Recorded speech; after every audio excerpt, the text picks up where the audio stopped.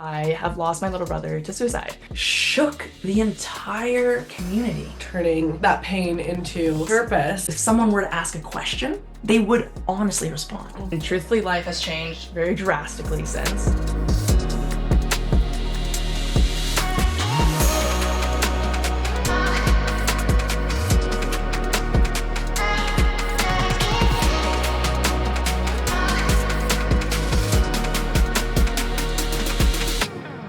It's time to get loud. Welcome back to Loud Talk with Lavi, a podcast where we break down the walls of beauty standards one flaw at a time. And today I have such a special guest, Kaylee. Thank you so much for joining me. K-Ray, should I say? Welcome to the studio. We're live in K-Ray for the first time, actually. Mhm. This is a great launch, especially being with Lavi. So We're amazing. so excited. Yeah, Loud Talk traveled today. We did our full on the Setup. road. Yeah, we've been setting up for quite a while, but we're here and we're ready, and I'm so excited to have you on the podcast. Thank you for having me.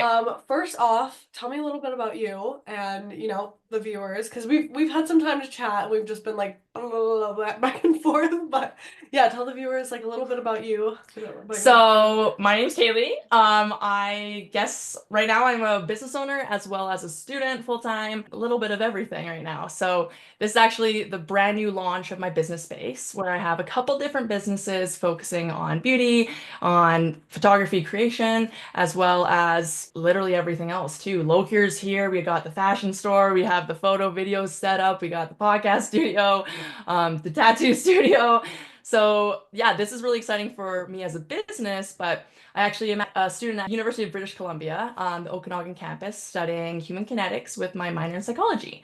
So totally unrelated to all this stuff, but absolutely love the industry of health, promoting self-improvement, development, and anything that involves the mind and the body is obviously super important. If you can master your brain and you can master your health, you got a good life. Well, and you mentioned like it's unrelated, but with what we talked about with everything you do, like it is still very much related. I want to get like right into kind of talking about Load here, because I feel like that brand itself has so much meaning and behind it. And not only why you started it, but the movement you're doing it with it now. And you talk so much about turning that pain into Purpose. And I think that's so impactful. So if we want to, dive into that. Yeah. Okay. So basically, I'm a mental health advocate. I have lost my little brother to suicide. He was 15 years old, December 18th, 2019. And truthfully, life has changed very drastically since in many ways. Before his passing, I was very much active in the mental health world, had a lot of experiences with men's mental health specifically and PTSD, as well as anxiety. And I suffer with my own anxiety disorder and my own depression as well.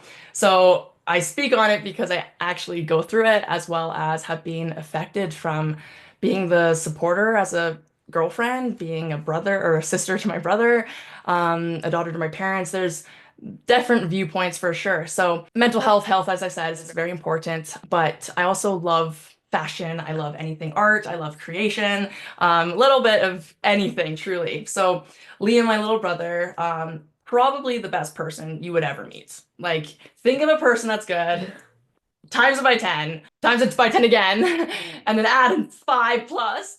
That was Liam. Like, he was everything you could ever want in a person. Somebody who was compassionate, empathetic. And I always say compassion comes from understanding and personal experience.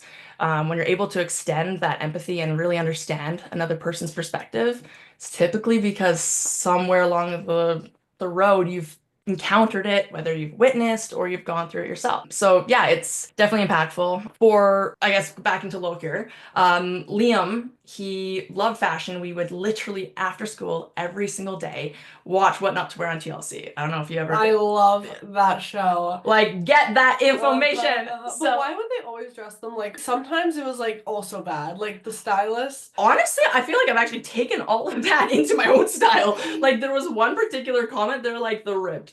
You need ribbed, it gives you the flattering of silhouette, it gives you the figure. Yeah. So literally Liam and I look at each other, we're like, what? So next thing you know, of course, I gotta go get my own shirts and stuff. So it was a different time. It was a different time. Well, even now, I still wear ribbed. Like, I feel good. Is the show still going on?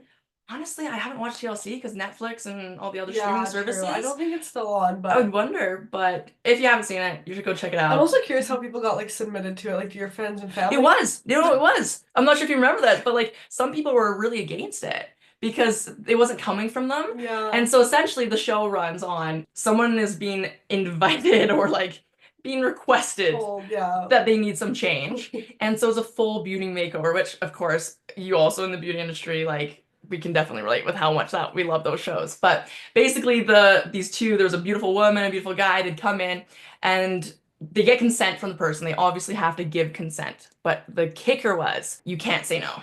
Right, You I can't say remember no. this, yeah. You literally cannot say no. You're in it for the process, you're in it for the win. So join the journey. So they basically go into your wardrobe and they look through and think about it. Sometimes clothes is sentimental. So like there's a lot of people like, Yeah. no! I need Like, that no! shit, So it's kind of funny, but I remember like there was this one guy who had like literally a whole beautiful closet, walk-in closet. And it was just like disastrous. And they let him keep, I think, 3 shirts. And they threw everything, not threw everything out. I think they donated and yeah, stuff, but you it was have to get gone. rid And of it, yeah.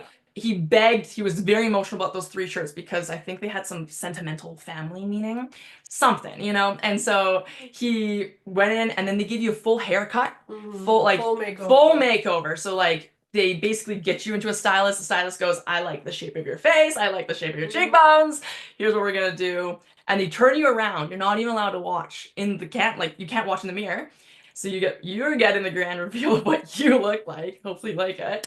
And then they turn you over, you see yourself, and then they put you on this new outfit Yeah. and they go shopping with you. So get rid of everything. They basically go shopping with you and teach you how to shop. So it's not just like we're leaving and you're done. It's like teaching you so that when we're gone, you can actually like shop for yourself too. So they teach you like what's good on your body type, what's good on different types of body types, what's good on your color, skin tone, what's good on you name it.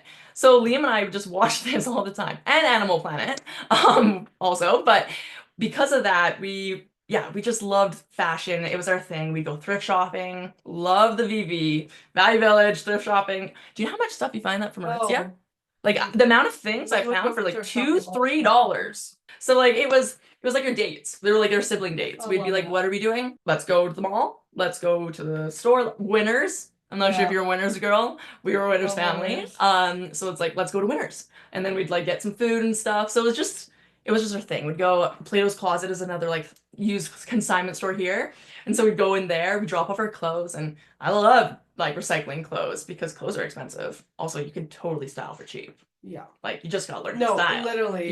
You could wear an outfit for $5. Yeah, and just as long as you style it right. Right? Yeah. So literally the world's at your fingertips. So we learned a lot from that, and we did a lot of different art stuff. Like even one of my favorites that I love to share is we literally would write down our dances. And I'm not talking like just like spin. I'm talking like full right up. We would watch So You Think You Can Dance. We would watch, Full yeah. choreography. And so we have the full thing. And because I'm bigger, I was the older sister. I'm 5 years older than Liam. I would automatically be the boy who had to do the spin, like spin him, and he loved his moment of shining. Like, take that spin, boy. So he was like a little, like he was probably 5, 6, 7, even 8. And I put my High School Musical face, my Troy Bolton button-up shirt on, had little stripes down the middle, and that was my costume. Liam, again, High School Musical, he put on even his Sharpay costume. Sharpay Evans, the boy even put high heels on too. Like This is the experience of growing up with an older sister because my yeah, brother too, you dress them up in anything and they just have to did go Nick along have with to it. do the same stuff? Yep. Yeah. Yep. Absolutely. But that's why they're the best husbands or the best boyfriends because they They were literally raised right by an older sister. right? I say it right. Like Yeah. you need the older sister. So basically, we would do these dances, and we were always entrepreneurs. We literally would do anything for money. We would negotiate washing the dog Your for hustlers. $5. Yeah, like you gotta. Our thing was rocks actually. So all of our allowance would go towards rocks. And there was a cute little flower store, but we would go with our allowance, walk $5, $6, we'd buy you a couple rocks. We'd go up and we'd pick our rocks. You could get beautiful stuff. So like literally the rocks I still have in like my Liam memorial space are from the flower store. So we would do anything for money. We would make popcorn. We would even get the popcorn bins, 50 cents for small, $1 for big, $2 for extra large or a refill. And then we bring in our family, make them sit on the couch. They would have to pay for a pillow because that's extra luxury, right? Of course. So they have to either you sit on the bad seats or you pay for like the cushion, the luxury seat room. We make sure grandpa usually got his like double seat cushion room. And so we would do that. Or we also loved art and like we would do you know the Mr. and Mrs. like the Little Mysteries? It's Yes. an English series. It's like my family like line. But my grandma, before she passed away, we had these little boxes of the full set. And when I say we, it was Liam's gift. I used them. But they were like the full series. So every single night we would read, whether to each other, my mom, whatever, over and over again. Like it was Little Miss Naughty, Little Miss Sunshine, Little Miss, what are some other ones? Little Miss Tiny. There's so many different versions. And so what I loved about growing up with it is it kind of gives you that perspective of being a different version of yourself too. Like I'd be like, I'm totally Little Miss Sunshine. And then I'd be, no, no, no, today I'm definitely Little Miss Naughty. Like, sorry. But so we would actually copy all of those pictures and we'd draw them out and then we'd sell our artwork. And we'd put a desk in our doorway of a room. And so that, of course, we have a shop, right? Yeah. We're legit. Professionals. We have a sign up. You betcha. I put the prices on for like everyone to see. And typically we'd make sure it was like when grandparents would come in so that, extra money.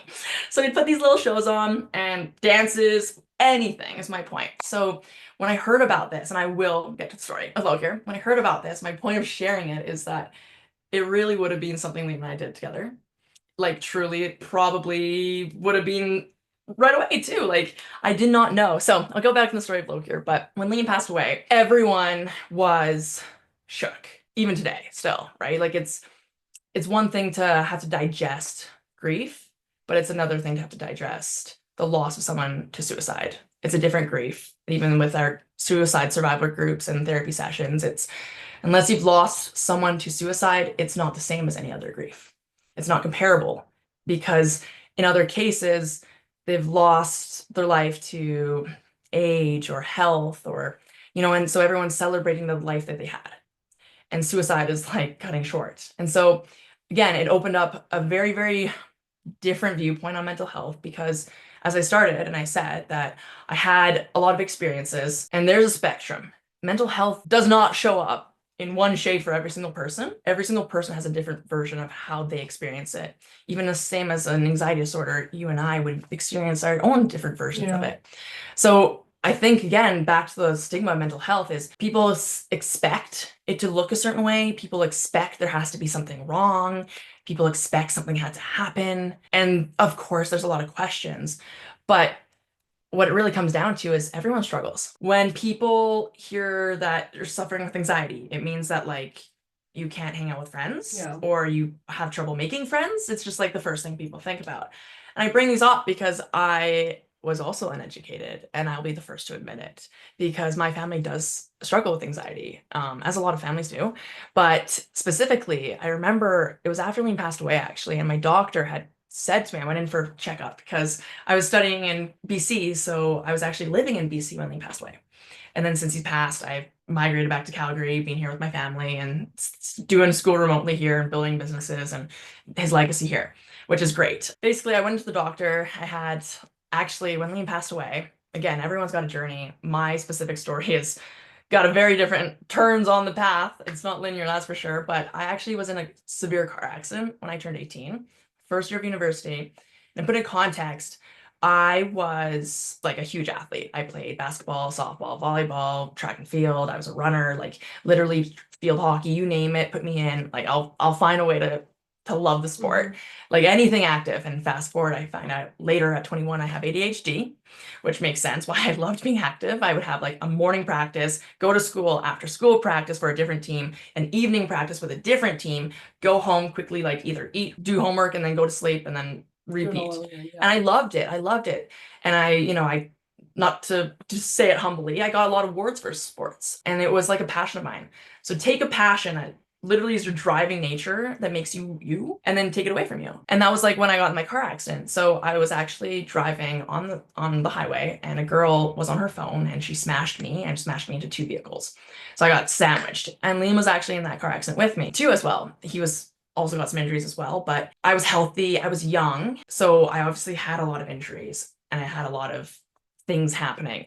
But I didn't really feel the extent of those injuries until time progressed because then my muscles got smaller and I lost all that athleticism and muscle mass. And that's when, like, oh my goodness, your spine, all the different nerves, like things were happening. So I say that because when Liam passed away, I was going through my own mental health struggle because I'm a social being. Like I'm an extrovert. I love my introvert time for sure, like my self-care time, but I love being like specifically around people.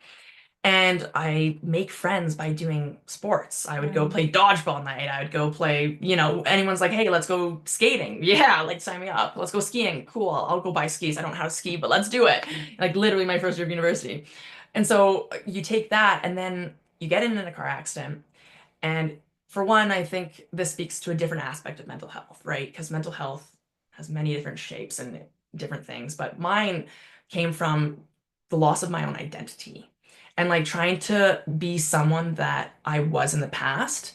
Because in sports, you break an ankle, you sprain an ankle, you break a finger, you heal, you take some time off, you sit on the bench, you support your team, and you're back on Yeah. and you're playing.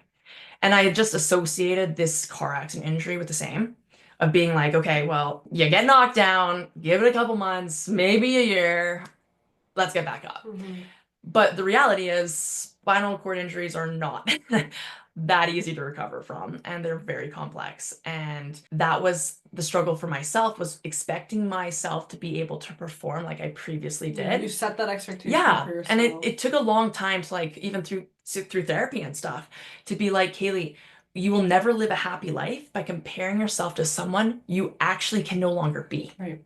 So what kind of life is that? It's the hardest part when it's one thing to compare yourself to someone else out there, like an athlete, but it's another to compare yourself to a past to yourself. self. Yeah. I love that you said that because it's so true. Mhm. Literally, and I think everyone can suffer from negative self-talk. Like we're our worst critics, we're the coach and we're the critic, right? So we struggle with that. And for me, I really struggled with that. So even my friends wanted to go to the bar.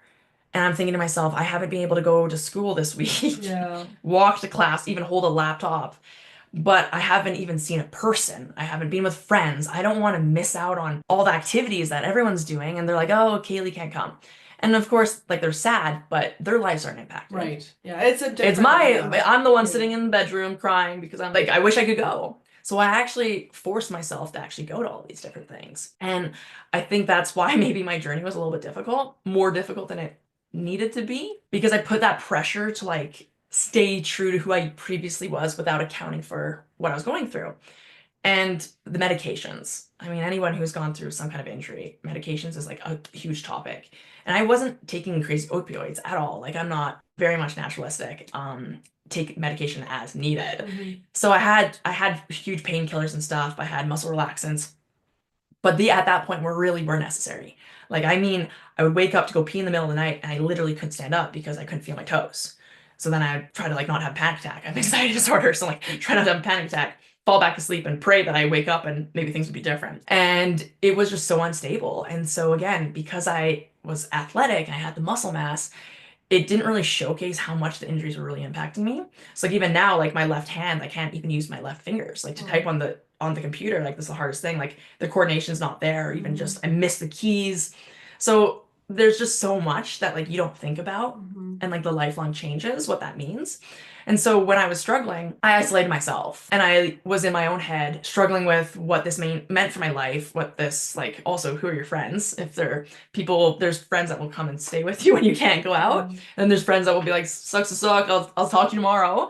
So I struggled a lot with that and just like keeping up, putting that pressure on myself and struggling with managing my exes who I'm not sure if I mentioned already, but my first year of university, in addition to my car accident, my mom had a heart attack the same night that my ex-boyfriend tried to take his life. So I literally went from looking and trying to help him, which was probably one of the hardest situations. I like can't even put words to it. And then I get home to my dorm like at I think 7 o'clock in the morning or whatever time it was, and literally get a phone call before my first class from Liam who said, you need to come home. Mom just had a heart attack. And I hear my dad in the background, don't call her, don't panic her. And Liam says, no, you need to come home. So I'm like, what? Let's put this onto a different pedestal, the situation of what I'm emotionally going through with what happened over the evening. We have to focus on the fact that my mom now, like what just happened with mom. So she had a heart attack and she survived. It was Liam saved her life. She literally, the reason why she was in the ambulance was him. So that happened. And then in addition to that, struggling with the car accident stuff, and then the second year of university, a different ex-boyfriend tried taking his life. So then, struggling with that, plus my car accident injuries, my new life, I hadn't gone to school at this point. Because what I was saying, and I've said so much, is I literally went to more medical appointments or more hospital appointments than I attended class. And so, like, are you then working on your health or are you a student? Because you can't be both. Yeah. And I'm taking these medications as I need because, oh my goodness, like it was very bad. And when I was taking those medications, they would literally make you cognitively impaired. So then I'm writing exams, and you have which evil is the worst evil? You go to your exam, not sure if you're going to be able to walk or sit, but then your like brain is sharp, but is it sharp though? Because you're in so much pain, you can't focus. Many tests, I ended up just like literally looking and saying, that sucks. We're not finishing it. I gotta go. And I didn't even reach out to the university at the time for help because I think maybe part of it was pride. I was like, I'm not struggling. I'm just going through a tough period. Yeah. I'm gonna get back to myself. So like, why would we need help? And I wish with the wisdom I have now, I wish I would have told myself and anyone else listening could relate to this. Accommodations are there to help you, okay? And accommodations are there because they're not just like an additional benefit. They're required for you to function well. So like I couldn't write my exams or I couldn't finish my test because of my back. Why didn't I get extra time to help me? So that I could actually finish my exam, right? So it was like again, back and forth struggle because I definitely pride myself on being smart and get good grades. And so I just had that expectation, like, who cares what's going on? You've had injuries before, you've had other stuff going on before, family stuff, whatever. Just continue doing what you've done. You've thrived through chaos before. We're fine. We're not fine, right? That's like, it's okay not to be okay. And so that was kind of my journey with my own story and where I was at leading up into Liam's passing. And so when he did pass, the difficulty as like an older sister being like, I wish I would have checked in. But at the same time, being like, I barely am a human being myself right now. So that also was a huge struggle for sure. So how did you kind of like walk yourself through that process to not put that blame on yourself and not feel like I should have checked in? Like, how did you come to that to realize, you know what, I was also dealing with my struggles? Because I think that's part, like, sometimes the hardest part with grief is we hold on to the what ifs and The guilt, yes, right? The guilt yeah. is like a huge part of grief. Well, interestingly, I got diagnosed with ADHD, and that's after Liam passed away. So my whole life makes sense all of a sudden. And again, uneducated, and that's why I really love to share information. Education is power. I always say you don't know what you don't know Right. until you know it. And then once you know it, you can do better and adjust. And so when that you get that information, it is powerful. And so for me, you're right. I would have spiraled and that guilt would have destroyed me, especially when you love someone so much. So say this without crying, so like we're good. But the diagnosis of getting ADHD, it made me realize that my brain seriously works differently than everyone else. And that's a good thing. There's a reason why it's a learning disability, but there's a reason why it's a superpower. Right. So when you know how to use it to be your superpower, it's unreal. But when you don't know that diagnosis and you don't know that you're struggling with these things because your life has always been like this and you thought everyone's life is like this. You want the control. Yeah. So then in that case, like I would have cycled, I would have spiraled, I would have gone downwards because yeah, like guilt really would have suffocated me. But self-compassion was a huge thing. I think we've had like I've been in therapy since I was 8. And that's because my family went through like some pretty hard situations with my other sibling. And that's all part of your story as well, like getting to the crane in the future when we shared about that. But with that, like I've been around the social world of psychology and going and talking to therapists and counseling and having an outside perspective. So many people think of it as such a bad thing. Yep. And they're like asking for help, right? Like I'm not needing help. It's how I felt with accommodations would probably be a relatable experience to how people feel about therapy. I don't need it. I'm fine. I can do it by myself. I've never needed it in the past. Why would I need it now? I'm strong. I'm capable. Let me continue forward until you get to a point where something falls, and most of the time it's yourself because like you can't sustain that. So because I've been around therapy for so long, I would say it's adapted as part of my mindset. And that's probably why I've like pursued so much of a, advocate position, but also like the health industry and like even psych. But yeah, the ADHD diagnosis was definitely one thing. It took it took the personal blame out of it. I think maybe the blame would be a good word to use there. Took the blame out of it and it put it into, I don't know, like education. It was a fact. I think very much with migraine and anybody who suffers with anxiety. Anxiety comes from not knowing what's going on, right? That's why you're anxious. Yeah. So when you have a fact or scientific fact, now you have knowledge. Now you know what's going on. So if you can talk yourself through the knowledge, you can talk yourself out of the, oh my God, what's gonna happen? Worst case scenario is gonna happen, da da da da da da, right? And you just keep spiraling. So with that, I mean, I think, of course, the ADHD part, the self-compassion, but just being around the therapy world growing up. And then right when Liam passed away, we had a lot of attention from a lot of different healthcare providers. But I actually went back to that same psychologist. He's like literally, he's 86, I believe. And his love and passion is to help. And it's specifically family counseling. And I mean, I think it's kind of cool. Is it cool to say that I've been with the same psychologist and grown up with him? He's seen me in all phases of life and he's seen me in all versions of myself, which maybe is a good thing and a bad thing. Being able to grow up with a psychologist, it definitely does have its blessings because you have a very macro perspective. And we actually talk about this specifically, like when you're going through a hard time, you're a micro perspective. Yeah, Like you're you're looking zooming at in that one and you're moment. looking at what the Yeah. situation and you're struggling and it's feels like legit the end of the world. And like it'll never pass. It will never Yeah. pass because you're in the micro, you're in the situation. It's like survival mode. Like, am I going to be here tomorrow? Am I going to be like sometimes, right? Like when you're struggling, like, you're not yourself, No. right? And so, yeah, that's the micro. And then macro is like when you're zooming out and you can see kind of how that plays a part of the rest of the puzzle. Right. And so it kind of reminds you of being like, oh my gosh, I'm in it. But if I can learn to macro out of it and still be obviously present, you're still experiencing it. Nothing's changed. It's just your perception of it has changed. And it's just like a reminder. And so like these are small things. Again, things that I've just like adopted into myself because I've been learning about them forever. So I went back to him and we were actually spoke about the night more macro, but it was helpful, of course. I think for me, it was really helpful because he knew Liam and he knew our family. So a lot of stuff can go on like what was wrong, right? Like who's to blame? Honestly, you'd be shocked the amount of stuff people would say to you after you've lost someone to suicide. Unreal. Some people are like so loving and supportive, but some people catch you off guard. Like it's just offside comments or just intrusive comments that like You mean like putting blame on you? yeah, just like think about just like really not good things to say to a family after someone's passed away. There are people who say those things.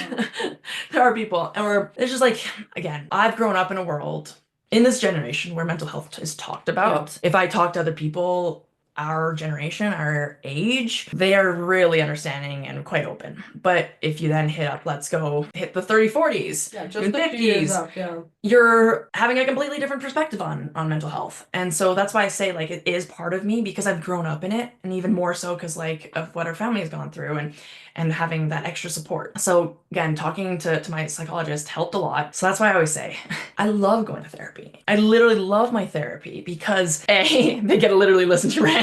You just get to vent. But B, it's like it's a chance to self-reflect. Yeah. And I think that the hardest thing that a lot do, and like totally off topic of Loki, you're totally off topic, period.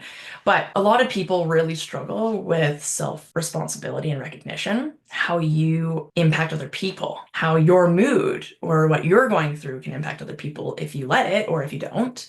But so much we get caught up in our own lives and we get so caught up in what we're going through that we kind of forget other people exist. And if you're having a bad day, I mean, I could do this too. So like I'm literally preaching to the choir, but when you're having a bad day, you don't have that ability to be patient like maybe you would if you had slept 10 hours, right? Or like you just didn't have it. So you snap. And then there's just like some people would say, well, you did that. I snapped at you because of you did that, said that, da da da. And like I think again, blame. Like I love people how people put that blame on, but it really takes you and puts you in like a position of being like, okay, I did snap. Why did I snap? Was that fair? No, I didn't mean to. Okay, so then if you didn't mean to, you should probably apologize. You should probably recognize. You should just be open about it. I mean, I struggle with people in my life who have definitely struggled to apologize. I think everyone can probably relate to that. But because of that, yeah, self-recognition, responsibility, taking ownership. I mean, you at the end of the day, no matter what you're going through, you choose how you treat people. And I say it because everyone responds so differently. And I think, how do I say this? I wasn't angry, if that makes sense. I think that what I've noticed from even Liam's friends, even other people in our family, even like, just people involved in Liam's life are angry and like mad. And I get that. Like grief brings out a lot. And actually that was a topic that I was going to chat on too, was about like the fact that mental health is messy, which means sometimes you're not yourself, which also means sometimes you're acting out of character. And so people then are like, what's wrong with you kind of thing. And it's instead of that, I think it's just like opposite. Are you okay? Why are we first thinking that someone's at fault or something's wrong? Like with them, I mean, or like, blaming them. I preach with the choir because I, choose to act how you're also going to talk about it. Right. But for me, like if I am struggling and I am having a hard time, I will chat about it. I'll talk about it. I'll be open. So, I mean, who wouldn't be angry? And I think, again, I wanted to chat on that because as much as I preach that low cure and all this stuff that's happening is amazing, and I'm so glad that Liam's legacy is living on, and of course I'll get to that. But that is one aspect of it for sure. Liam shouldn't have died, like, period. And losing someone to suicide, that's like the ultimate loss. Like truly, it's the ultimate loss. It's like no hope. There's no hope. That's what is depression? It's the loss of hope. It's the loss of seeing your future. It's the loss of seeing light at the end of the tunnel. Yeah, it is tough. It is tough for sure. But the anger I'm talking about specifically, of course, people are angry. You should be angry. And I think low cure means everything, a different thing to every single person. But even as one of the co-founders of Locure and putting it together, I make sure that I give the voice to the quiet, like the ones who are unspoken or don't have the ability to stand up for themselves. I'm here loud and proud. I'll do it. Like I can speak on that proudly, telling you my story. I'm not ashamed of it.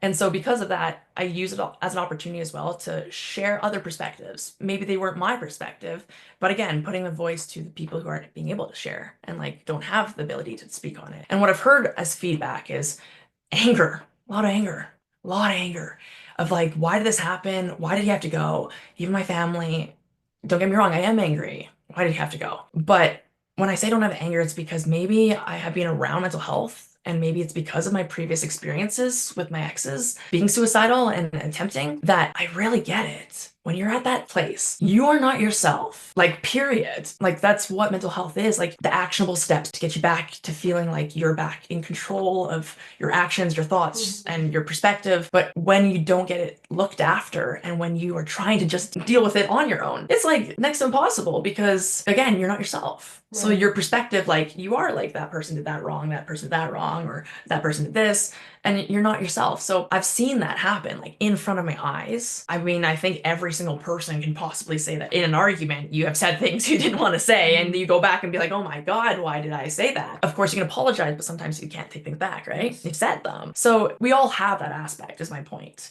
It's not something to be shy of or anything. And so when Liam passed away, I wasn't angry. It was just like, buddy, I understand. Like, I'm sorry that it was so bad because I get it. And like, that's my perspective. So like when I'm going with this is low cure is beautiful today for everyone else. But let's remind ourselves why low cure is here because we lost Liam. And so, yes, I am grateful for the impact it's had. I'm grateful that people have been so inspired by the movement that it started and stuff, but it's happening because Liam's not here. So again, back to the whole thing of dealing with the grief of suicide. It doesn't make sense. And even we were given, actually my mom gave it to me, but books on grief and after losing particularly a sibling to suicide. And the boy or the guy who wrote the novel, it was his perspective was, your first year is the best year, so get ready. Like, what? I'm sorry, that doesn't make sense to me. You're gonna tell me that this year, the worst year of my life, is my best year. Does that?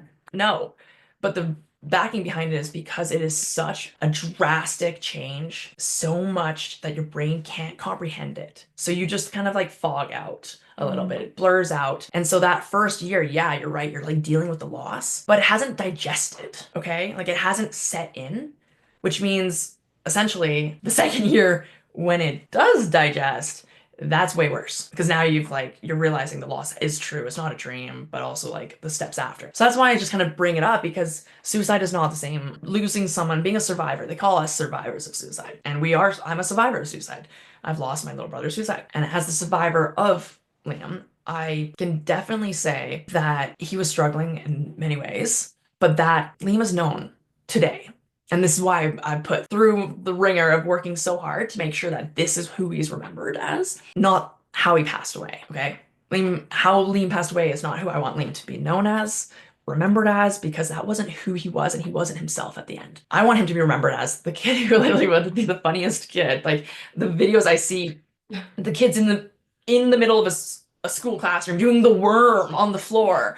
And you see, like, I would say maybe girls would be turned on by that.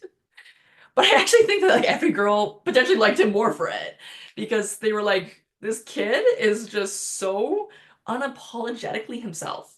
And I didn't know him very well, truthfully. I just knew him through my brother. To give a context, my younger brother was really good friends. Was one of Liam's good friends. Yes, and I only interacted with him like a number of times, when he'd come over, hang out with my brother Nick and stuff. But I just remember them too. They were like just the energy of, yeah, just like silly and funny and Yeah. they would just do like the Like silliest lightheartedness, things, right? but they were so funny. And I always Yeah, remember thinking like, oh my gosh, Liam is so much like my brother because they just like feed off that like absolutely. funny And we energy talked off about each other. ADHD, maybe, right? We get along Yeah. with people who are like us. So, but he really was. The kid had, when you overcompensate, okay, this is me. Again, I struggle with anxiety, and I think I have like 5 different subtopics going on. So like I will get them back to the story, but was bad webbing. So because I struggle with anxiety situations, like I have, so total transparency, I have hyperhidrosis. Do you know what that is? Yes, I do. Excessive sweating. Okay, like sweating. I sweat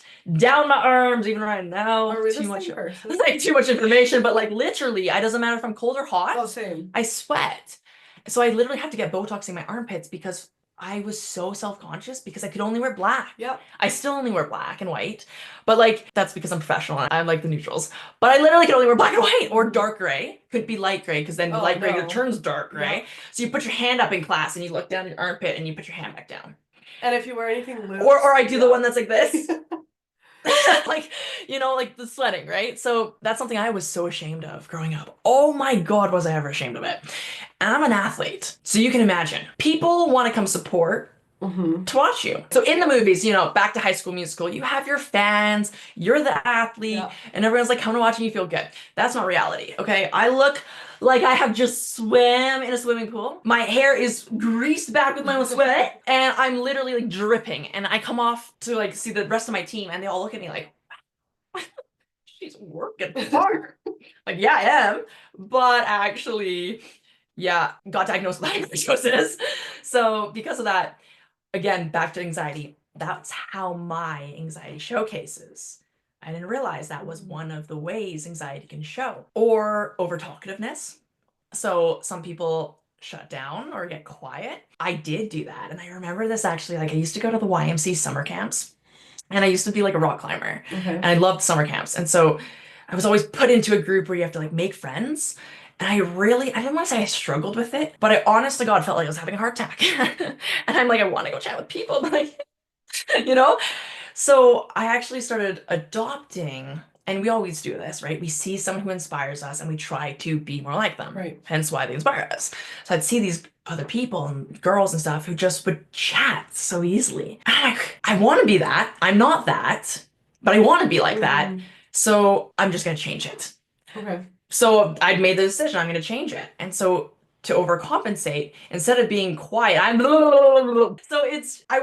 didn't realize my anxiety was showcasing in these other avenues, which is anxiety. I was like, I don't have anxiety now. I don't have anxiety, period. Like I can go chat with people. Kind of expected anxiety meant like you couldn't have friends. And I'm like, well, that's not true because I have a lot of friends.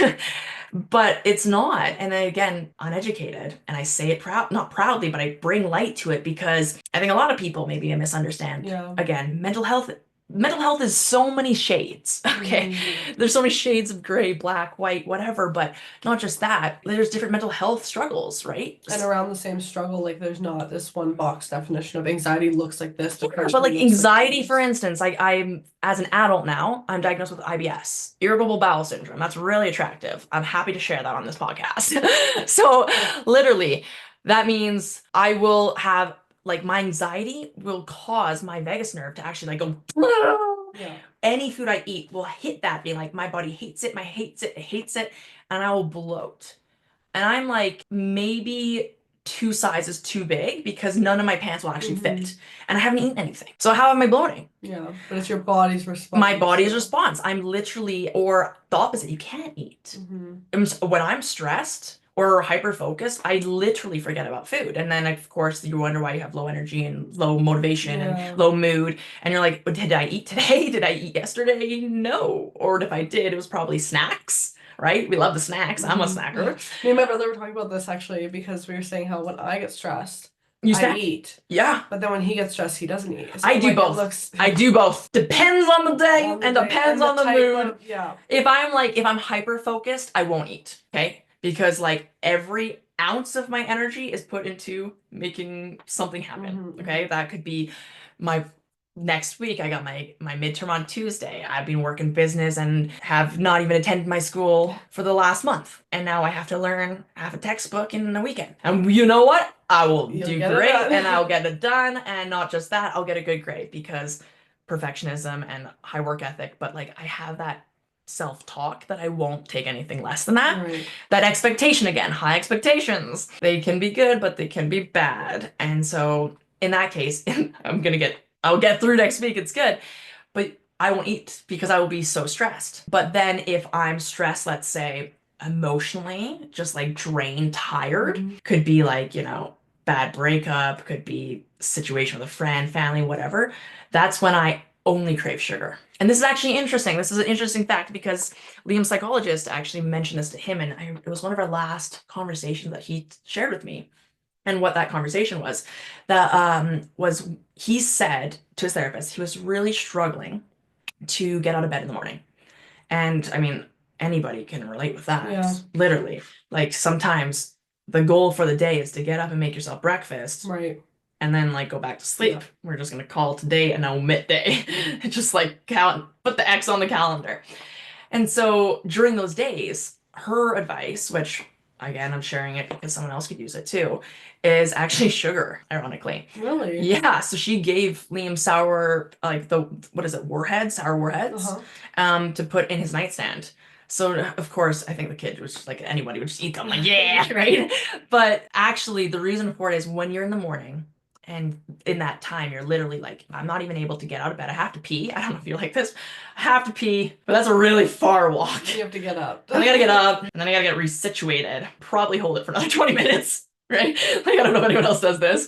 But like, those are the moments where at that time, your depression is literally showcasing physically. You have no muscular energy to even take your hands to pull yourself off the bed. So in those situations, she gave those sour warheads, so you suck on it, and it's just that little bit of sugar, that little bit of energy to get you out of bed. So I mean, it was just something. Again, that was one of the last things Liam shared with me that he was using to help him. So if it helps anybody, but back to myself, when I'm emotionally stressed, for goodness sakes, get me Sour Patch Kids, and I will demolish it, and then get me some chocolate, please, and then also get me 4 more chocolate bars. They'll be gone in 30 minutes. And then now can I have some ice cream? Yeah. Like, let's forget about carrots. I'm vegetarian, so like I'm all about the veggies. But like somehow vegetables are forgotten and the only food category is sugar. And I will literally get sugar to the point where my parents are like, Kaylee, that's not healthy. And I'm like, please don't judge me right now. Just look away as I'm stuffing my face with Sour Patch Kids. And then next week you're blowing up with that and you're like, You always right? It's a cycle. But my point is, those are two very different polar opposite views. Right. I can't eat, even drinking water makes me nauseous, or stuffing my face with candy. So it's like, again, anxiety showcases in different ways. In different ways within even the same person. Within the same depending on the person and different situation. situations and different moods and different things. Like I say life stress and school stress are very different. Work stress is very different. Yeah. Family stress. So it's almost like you have to compartmentalize The in your different brain the stressors. different stresses and your body, obviously, like our bodies are so adaptable to make us thrive and survive. Hmm. So when they see us struggling, they will adapt to make us get through the situation. And in that case, whether that's turning off your digestive tract so you're not hungry or whatever the case is. But It goes into like that like panic, but your body's mhm. trying to help you. I know you mentioned to me on the phone, but if you're comfortable talking about this, when you explain the story of when Liam had reached out to, I think you mentioned it was a doctor for kind of that Yeah, help. Liam did seek help. We sought help as a family. Like Liam came to us and said, "Mom, I'm telling you, I need to go see a psychologist now." And what do you do when you hear that? You Right. say, "Let's go." Yeah. My mom is very, very good in finding like really good people and really good providers. She does a lot of research to make sure like you're just getting set up. So this therapist was like, I'm not saying anything necessarily to the therapist. Right. That's why I'm saying like I'm staying respectful here. It was just the situation Hmm. and how it transpired without giving too much detail was one of Liam's best friends was also struggling with suicidal thoughts and had actually attempted and was placed on house arrest, was like arrested for herself. And like they do, this is a thing, right? If you are going to harm yourself, you are threatening yourself, they will arrest you and bring you to the hospital and make sure that you're okay. But think about being the person that this happening to. Like, oh my God, you're being Right. arrested in a cop car? Like you're going to jail because you're having emotions? Think about how traumatizing that is. And so what actually happened was one of his friends had gone through that, literally right before he passed away. So I'm saying this because it's very real.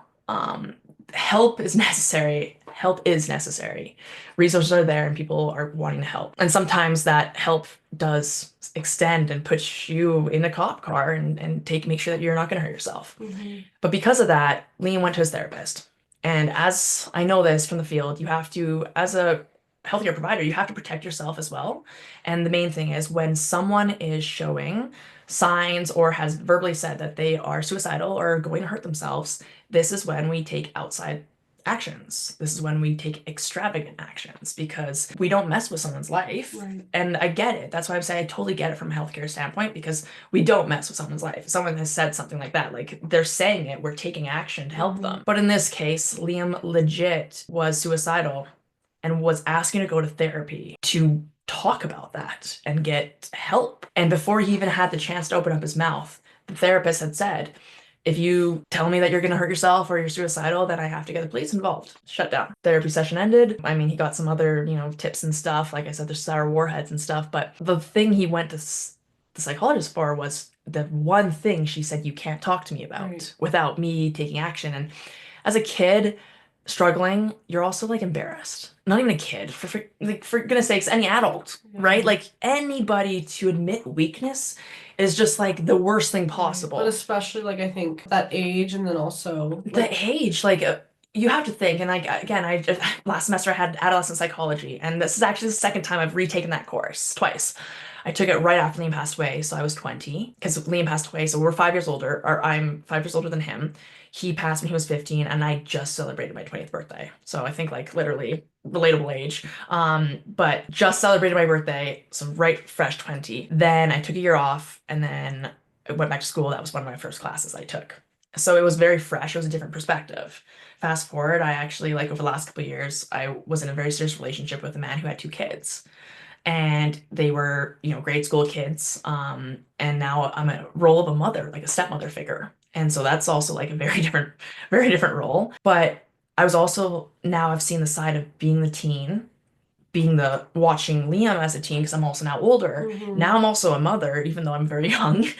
And now I also have like it's just like it's so many different perspectives of the same topic, right. right?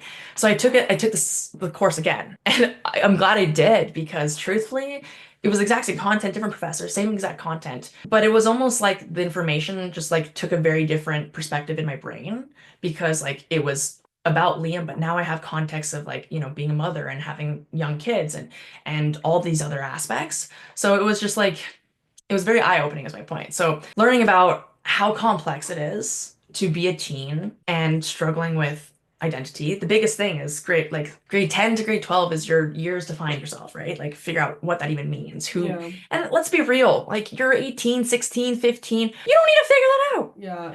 You have the pressure because everyone says university and you're like, oh my goodness, I have to Yeah. pick. Hmm. And And you everyone around you, you're is comparing yourself. picking. Yeah. And so you don't want to be left out and you're also thinking like, okay, I'm just gonna do it like because everyone else is doing it. And I think for me, university was just grade 13. Like I just it was never do you go or do you not go? It was just like, well, you just go to grade 13. It just Yeah. continues. You're just an adult Again, that student. expectation of like, Exactly. of course I'm going. Yeah, Yeah. exactly. So when I say that, it was interesting because in this last class that I had, you actually develop your adult brain cognition. So if you have the intellectual level of an adult in a kid's body with the teen thoughts and emotions and hormones and puberty, Yeah. and so yes, you have these intellectual like you are very smart. You're not like you can get more education, but you're not getting smarter. Like you're acquiring more knowledge but you've reached your cognitive development.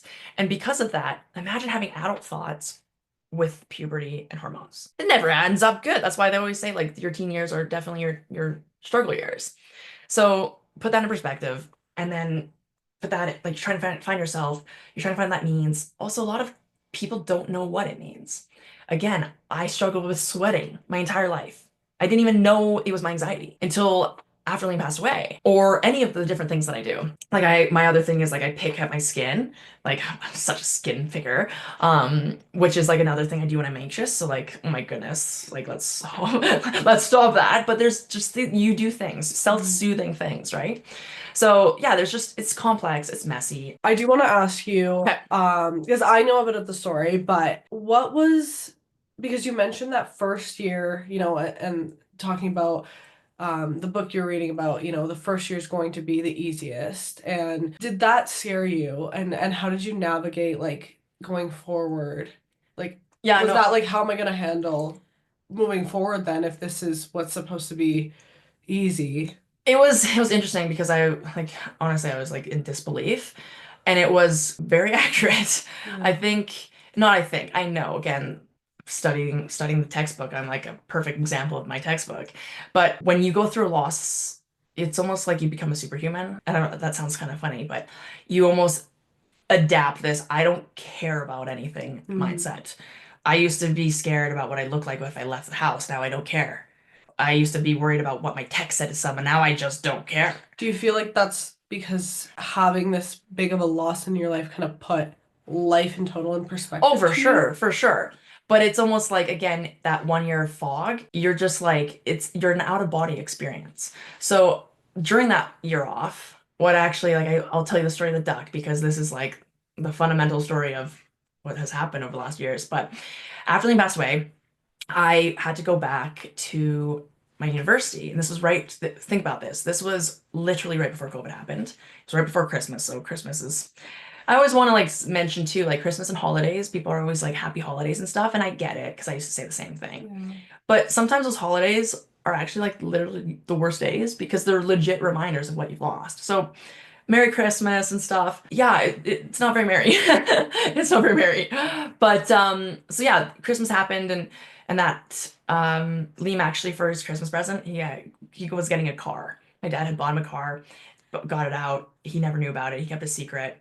And my dad was getting it and he was coming because he was in Vancouver at the time for work. And so he literally kept the secret. He had picked the car out. He had actually even sent pictures to Liam like in the past of being like, "Oh, I could see you driving this." And he was like, Okay. "Oh yeah, cool. Like I love it." So when Liam was for his birthday, it wasn't even his 16th birthday yet. But Liam was struggling and our family was there to support him and we are trying to help him.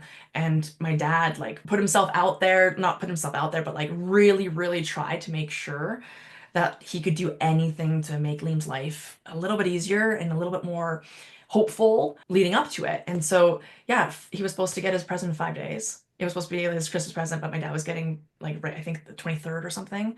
And so he was going to bring the car that day. So Liam never got his car. He never knew he got his car either. So actually, right now I'm driving his car. It's like a beaten up car. It's like roughed up. I'm living my like teen years again as an adult, which is kind of fun. But it's literally his car, the car that he never got. So it's just kind of stayed. Everyone in our family has like driven it kind of. But Yeah, it's Liam's car. So during that time, when everything transpired, I had to go back to Kelowna. I had to make the decision, actually. Do I take a semester off of school and focus on myself? Because how am I even going to go back to Kelowna? One is everyone in Calgary knew Liam growing up because I was here. I go to Kelowna, no one knows who Liam is. Right. And no one knows what I just went through because I've been in a different province suffering with all these other people. And people are seeing like maybe a social media post, word of mouth, they hear. There's a very different level of understanding because no one really knew my family. But here in Calgary, everyone knew my family.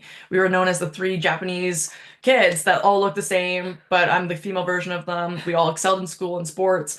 We had raving teacher reviews. We were very a part of the community and stuff. So like we were always known because my mom's blonde with blue eyes. Well, I'm not. My dad's fully Japanese, so we don't look like either of our parents, but the kids look the same. So it was just always a thing. But after Liam's passing, I had to decide, do I go back to Kelowna? And keep in mind, I actually had like a really serious relationship in Kelowna as well that I was like pursuing as a future. And so that was really tough as well to not have that support. He was European, so he was actually in Europe when things happened, entire different times change. Couldn't even watch the funeral. It was just like so hard. So yeah, I had support in Kelowna, but not the level of understanding that I was needing to be okay. Or I stay in Calgary, and Calgary is just like triggers everywhere. So like, is that really even helpful either? So I was in a tough spot and I thought, you know what, let's go back to Kelowna. So I went back and then the world shut down. So now I'm isolated. And also my roommate at the time, she lost her dad in September, right before Liam passed in December. So she actually decided to take some time off. I use that time in Calgary with the pandemic shutting schools down to stay in Calgary. So now I literally have not even a roommate. I can't even see people. And now I'm by myself, stuck in an apartment building, dealing with my grief by myself, and I have no family. Like, not ideal. It wasn't ideal. So And did you move back? well, I say this openly now. I still said it openly before, but I actually slept outside for 4 months. Like people look at me like, "Are you okay?" No, I was okay. Like if I was inside the house, I would have an anxiety attack. It was like four walls. Like I literally would have an anxiety attack. And gratefully, I was living on the 12th floor downtown Kelowna next to the Okanagan Lake. My view was the sunrise, and underneath me was a bird sanctuary, so I could hear the birds. Very different atmosphere than an inside a four-walled apartment. So I put on a hoodie, Liam's Liam's jacket, his house coat, my dad's winter jacket, hat on earmuffs, and then I actually ended up bringing my little puppy, Lucy. I say she's puppy, but she was a little old grandma. But she ended up coming, so then I'd stack her with blankets and her winter jacket on, and we had like one of those zero gravity chairs, and I just sat outside for 4 months. Like Wow. I'm laughing about it, but I mean, it wasn't bad. It was actually helpful. Literally, I could be inside. I don't know what it was. I could be inside. So 4 months went by and I thought, I don't know how I'm going to get through the next semester of school. I think at this point, keep in mind, I told you about the car accident. At this point, COVID shut down. I couldn't walk and there's no physio. I was not in good shape. So I made the decision. UBC gives you 1 year only, which is kind of complex, but 1 year off for any reason to stop taking courses. Anything past that, you actually have to like reapply to the university. So I was like, I can't do that. Yeah. I get 1 year off. This is my chance to come back to Calgary to focus on my health because at this point, my health is number one, to help my family out, worry about my family, and also to like come back to where the social circle and supports were. And so I did. I decided back in April that I was going to come back. So I moved May, and it was tough because at the same time, my grandpa was diagnosed with cancer and he was struggling. Went through radiation over Christmas right before Liam passed away. And it was actually really successful. But then Liam passed away. And the moment he passed away, his cancer got severely worse. Wow. And it went from radiation just canceled out. We have to either do chemo or a trial or anything. And so during COVID, now I also can't see my grandpa. And on top of that, it was like loss after loss. I lost Liam, then I lost my grandpa, then I lost Lucy, my dog, who was my therapy dog. And then I lost Liam's dog, Garbo, which is also one of our pivotal people in our lives. Back to back to back to back. Just like a lot, a very, very short period of time. On top of like the health, I also got really, really sick with COVID and I was in a rehab center for 6 months too, which is a whole separate thing. So I literally couldn't even walk up the stairs, not because of my spine, but because of my lungs. There was just like so much trauma. So it was an eventful year. I had 8 epidurals and cortisone injections in my spine, which is like literally, if you can imagine, like it numbed my spine enough for me to walk, Right. to break the pain cycle, out, because when you're in a pain cycle, essentially you need to start exercise. Like I'm studying kinesiology. Movement is the best medicine, but you're in so much pain you can't move. So then you can't move, which means you're getting worse. But then the only way to get better is to move, but it's gonna get like Yeah. you're just going in. So the point of this intervention was to numb me, quite literally, numb me, so that I could in eight separate spots in my spine. That was a lot, but with all the they were like pretty intense procedures. And I'm also like super, I'm not a baby, but I have a needle phobia. Okay. So like it was Most not people fun. do. It was not fun. And so like the epidurals, apparently they're not as scary as you think. It's just like the concept The of what's thought, the yeah. thought of what's happening because you don't feel When it. you like You're set numb, you yourself don't up feel it, for, yeah. but you feel like you're gonna feel it. So basically, I got those done and I was able to break that pain cycle, which then obviously improved my mental health, which Mhm. obviously improved my work ethic, my productivity, my mental health, my physical health, my digestion, my you name it, sleep. So it put me on the cycle of recovery. And so when I had the chance to go back to school the next year, I stayed in Calgary because of how I was doing here, and made myself remote online. But it was helpful. But during that year, I was struggling a lot with, I guess, oversharing. And I say that because Liam's story is our story. But I didn't want to overstep my boundary of sharing things that weren't mine to share. I see. But then at the same time, how can you be a mental health advocate if you're not going to be honest? So it's like this fine line Very fine between line, yeah. what do you share, what do you say Hmm. without overstepping, but also what do you need to say in order to reach people so that they understand and so that it's reachable. Hmm. So I was back and forth. And so I actually, after Liam passed away, that was really interesting because I some people were there, but I'll give you context. I got a phone call, so I went back in January or end of January, had like 1 month in Calgary by myself, struggling. Then I moved. In February, it was really tough. Obviously, things were happening. And then March, I got a phone call while I was in Kelowna, literally living on my balcony from my mom. And she was just basically telling me, look, I don't want you to tell me any input. I'm just telling you information so that you know what's happening, but I can't take any opinion because I won't have the strength to move forward. I have felt this undeniable need to speak about suicide and losing Liam. And she was having these recurrent dreams of three people who were going to pass away. And she just like for weeks and weeks and weeks, and to the point that like it was so bad that she actually she was struggling a lot. I mean, she still is, but and she wouldn't really speak up unless, it was a game changer. And that's for her it was because she just felt this like unbelievable urge that this was like she needed to speak. There was Yeah. danger. Yeah. And I will talk a little bit about it, but I don't want to talk too much about it. The ripple effect. Have you ever heard of that? Yes. So essentially, it means that people who are most at risk for suicide are survivors of suicide. That could be family members, it could be friends. And it's an interesting thing, it's an interesting perspective, but essentially, when you know someone who's passed away to suicide, it it puts the option on the table. And I don't want this to sound weird because or portraying it in a different way, but it becomes a legit option, I see what you mean, not an yeah. idea. Like Right. now you know Because that there's an becomes a option. reality that that has happened Yeah. to somebody, And yeah. so it is like, and so especially when you're a youth, struggling, and a lot of people are, right? That when they've lost someone and now they're a teen struggling with their own mental health and now they're also dealing with their grief, I can't even imagine how hard that would be, Right. right? Like I was older, I was 20 when I lost But Liam. still, you're so young, like, For sure, yeah. for sure I was. But yeah, I could see for like everyone else. So basically, where I was going with that is, so the ripple effect. So Liam, before he passed away, one of his best friends growing up passed away of suicide. I'm not sure if I actually told you that. She passed away at 14. Liam was 15. It was within the same calendar year. And so, yeah, Liam was also a survivor of one of his close Right. friends' suicide.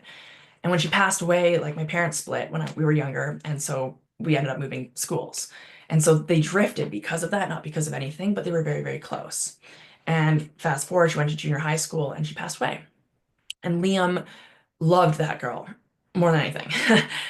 The guilt he felt for not being there for her ate him alive. And like that kid has a different level of empathy. Like I said at the start, like take the best person you can think of, the most compassionate person you can think of, times it by 10, add some fives to it, And plus, that would be him and more. This kid, like the stories I hear now is from just random people that just random stories, but some people even reach out still to this day. There's one that sticks out. There was a girl that was struggling. Her parents were getting split up, nasty divorce, and she was basically being told, I have to pick one parent and never see the other parent again. And she's A like, lot. that's a lot. Like, and she's like, who do I make upset? And I want both of them, and now I can only have one. And so she was struggling severely. And so Liam actually went to the bathroom, and on his way to the bathroom, there's this girl shattered, crying on the floor. So he stops. And to put in context, like Liam was a goofball, but he was also like a really good looking kid. Okay. The girls loved him. All the boys wanted to be friends with him. He had that affectionate personality and like that persona that was just charming and just like attract. It was a magnetic energy. And so because of that, a lot of people would think that maybe he would be stuck up. Maybe he'd be kind of like a macho man, Right. like kind of brush people aside. I'm popular and I only talk to people who have clout or, that kind of energy, Right. which was like the exact opposite of this Opposite, yeah. kid. Like seriously, if you were a person who was being bullied, you were now Liam's best friend, and he was a popular kid in school. Like I said, all the boys wanted to be his friend and all the girls want to date him. And because of that, if Liam picked you up off the floor and brought you into his tribe, you just gain a different respect. Like that person was no longer associated with any negativity. It was like one of Liam's friends, one of Liam's people. Again, I see so many of the stories, but there was another one that, and this speaks to character, but this was his most recent. Actually, the family tried to, after Liam passed away, so there was a lot of support and a lot of people put together this Feed Us program, I guess. And truthfully, I don't know if anyone part of that program is watching this, but like seriously, that was so helpful. Really, really appreciate it. But every single day, I think it was literally for 3 months, somebody was in charge of making us food. Wow. And so we didn't make any food. And they would have like Mexican food. They like the most amazing food. Like I'm talking like restaurant style gourmet meals. And the thing was they didn't want to like put pressure on our family to like make sure that we had to say thank you or like maybe we were in pajamas, not wanting to answer the door. So the request, not from us, but like they had put it together, was that if you're in charge of dropping off the food, then you ring the doorbell and you leave. So Okay. that we know that It's it's there, there, but but we're there's not no pressure. required to talk or anything. Right. And there was one particular moment that a mom who dropped it off, she rang the doorbell and she waited. So my mom answered the door, and I'm honestly grateful that we heard the story because we would never know it. And she said, like, I know I'm sorry, like, we're not supposed to interact with you and stuff to respect your privacy, but I just really wanted to tell you how much your son changed my daughter's life. Wow. And so I guess this girl in school, she was being bullied severely by her own church, actually, like people within her own church. And she didn't fit, I don't know, the aesthetic that the other girls did. And so she had no friends and she was struggling and she was struggling very silently. So like nobody knew. But Liam, having that sixth sense, that emotional connection, knew. And so he actually ended up sitting behind her one day in first day of school in social, I think it was social studies class, science class. Well, I don't even know. Point is class. And he ended up seeing her getting bullied. This grade 10, like literally right before he passed away. And he would see her being mistreated. And this is just the type of person he was. He made it his goal that he was going to make her day every single day. So every single day she came to class, he was sitting behind her. He would tap her on the shoulder and just say, Hey, I just want you to know you look really beautiful today. That's it. Nothing else. No explanation. She looked very beautiful today. Every single day. There was one day before he passed away that he actually went to the bathroom. Always bathroom times. Like we have IBS. Okay. But he goes and he was going to the bathroom and she actually was late for class, I think it was, or whatever happened. And in the hallway right in front of him, she was being picked on by like six people. And Liam didn't intervene, which actually surprised me because normally that kid would have been like, I'm gonna brawl with you. Don't you mess with not even like my people, but like we just treat people with respect. Mhm. And so he went to the bathroom and came back. And as he passed her, like they exchanged eye contact. I think more than anything, she was embarrassed because this handsome, charming boy who every girl loves is just witnessed me being bullied. And she came back to class after pulling herself together, noticeably crying, I guess, or whatever the story is. I don't want to make the story bigger than it was, but she comes back to class and Liam and her exchange, like, they know. She goes around, she's like obviously so embarrassed and like ashamed and just like trying to avoid eye contact. And Liam taps her on the shoulder. She turns around. He looks at her and says, I just want you to know, you look extra beautiful today. Nothing else said. There was no exchange of what just happened. Right. She knew he knew. He knew that Yeah. she knew. She knew that he obviously didn't tolerate any of that, and that's who Liam was. But that mere thing was what kept her going. And so her mom said, your son saved my daughter's life. She's changed. She was shy. She was quiet. She would, allow that kind of, not allow that treatment, but she didn't have the confidence to say no. And after Liam passed away, she said, I will use Liam as my inspiration, and this is not going to happen. And she changed, I guess. And I would love to meet this girl eventually or whatever, but she grew and she said that Liam gave her the strength to stick up for herself. So it's just like small acts like that is my point. Like just like small things. So while this kid is like hilarious, can be so funny and like be ridiculous like me, he can relate on so many different levels. And so because of that, again, he showed so many different people how beautiful he was. And on the Low Career website, we have the stories of Liam Page, and that's like literally dedicated for these type of stories because you won't be able to meet him. And I want you to. And these stories, even if it just it shares how you met Liam for the first time, it just speaks to who he was. Normally, like I said, these attractive people feel like they're maybe a little bit too good for themselves. The ego's a little bit popped up on their shoulders, chest popped out, and they just maybe just feel like they're above others. And Liam was not that way in any way, shape, or form. So because of that, like of course that made a lot, but back to like the summer of when I came back, I was struggling again with where's the fine line? Oh, sorry, back to the centennial thing. The centennial speaking, that's where I was going with this. But so at that time, my mom calls me and says, Liam, or I'm having this recurring need. Like I literally want to throw up. Like I have to. And I get it because I've had these happen myself too. And you're like, this outside of me. This is bigger than me. It's I don't know. That's actually like how all this happened. Look, here's my example of this feeling of like literally it's outside of me. But so she says, like, I actually have spoken to that she was at the Calgary Children's Hospital Grief Group for parents who've lost a child. I've talked to that counselor there. I've talked to our family counselor. I've talked to all these different people. I've talked to the principal. I've literally had to, again, this is a very sensitive topic. She wanted to speak, is where I'm going with this. It had to be approved by 2 psychologists, the principal, the Calgary Board of Education, and the Calgary Police Department. And then it had to be outside of school hours as an out of school event. It was like so much red tape is my point. But she goes and calls me, this is what's happening, I'm speaking. I just want you to know because in case you hear or something. Right. And I don't want to hear anything in case you say something negative, and I'm not even gonna be able to go on stage like already. Like I can't hear it. And I just remember back to this like superhero persona. I just remember being like, I would like to speak too. Okay. News to me. But literally she's like, well, you're in Kelowna. I said, I can drive tomorrow. I have labs tomorrow. So like, again, where's my brain? And she's like, okay, well, when are you gonna write a speech? Because this I could ask, but it's gonna have to be approved and approved. By all the different And I'm like, people. oh yeah, I gotta write a speech. So I was like, okay, yeah, you know what? Sign me up, I'll do it. She's like, okay. Actually, I think from her standpoint, she was like, oh my God, thank God.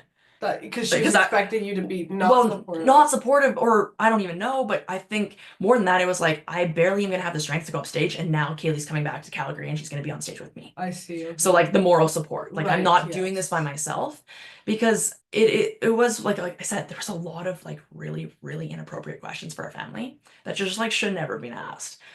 And so because of it, my parents almost like shut off a bit of like telling people that they lost a son, but not how. Just to like not even open that door for any kind of comments or any kind of thing. We're of course proud of Liam, but it was just so overwhelming is my point. So the fact that she was going to speak was like a huge deal. And for me, again, I had already been around this, and back to the point of like, I wasn't angry. I was like, buddy, I understand. Like I really do. And I actually had like my last conversation with Liam was 10 minutes. And it literally, like, we walked the dogs around the block, and the kid shares a lot. Like, we have a very open relationship. Like, we share everything. The problem was I was gone, and the distance and the everything. It's really easy to talk to someone when they're right there, but it's really hard to get on the phone and talk to someone, right? Schedule something. Like, if they're there and they happen to be there when you're having a bad moment, then like perfect, because you don't have to explain it. Yes. But like having to go on the phone and talk about it and like, oh yeah, by the way, I'm not doing good. Like that's where people end up isolating themselves and not talking about it. So if I would have been here, of course, we would chat about this openly. But I was gone, and I was gone for at that point 3 years, more than 3 years. And so yeah, it was a lot. It was really tough.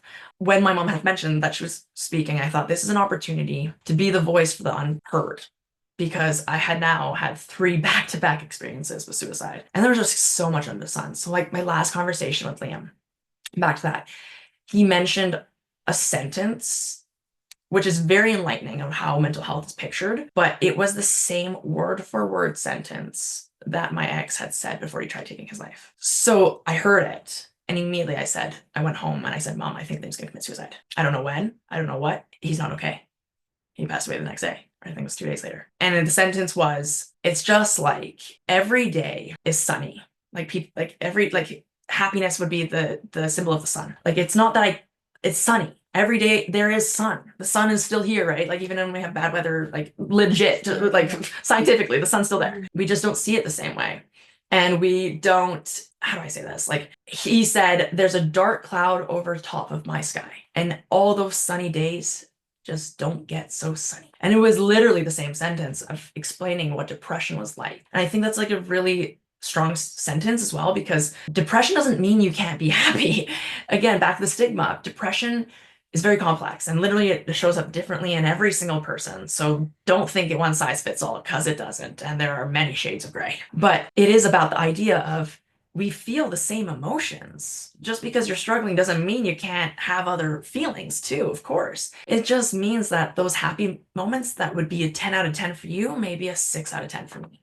And that's my happiest. And it just puts it in perspective of just being like, everything's toned down. So he made that comment, he made that sentence, and he passed away. And so fast forward and stuff, like, that's one of those moments that like those things that, goodness gracious, like, yeah. But so when my mom was speaking and I thought, okay, well, how I could be the voice for the unspoken, just share, even just like not the fact of what it was like, but if we go back to not the ripple effect, because I don't want to say that it's like it's a true thing, but yeah, it's a hard topic to talk about, obviously, because it affects literally everybody, and like it's a sensitive topic for sure. But basically, when I said that I would come, again, superhuman mojo.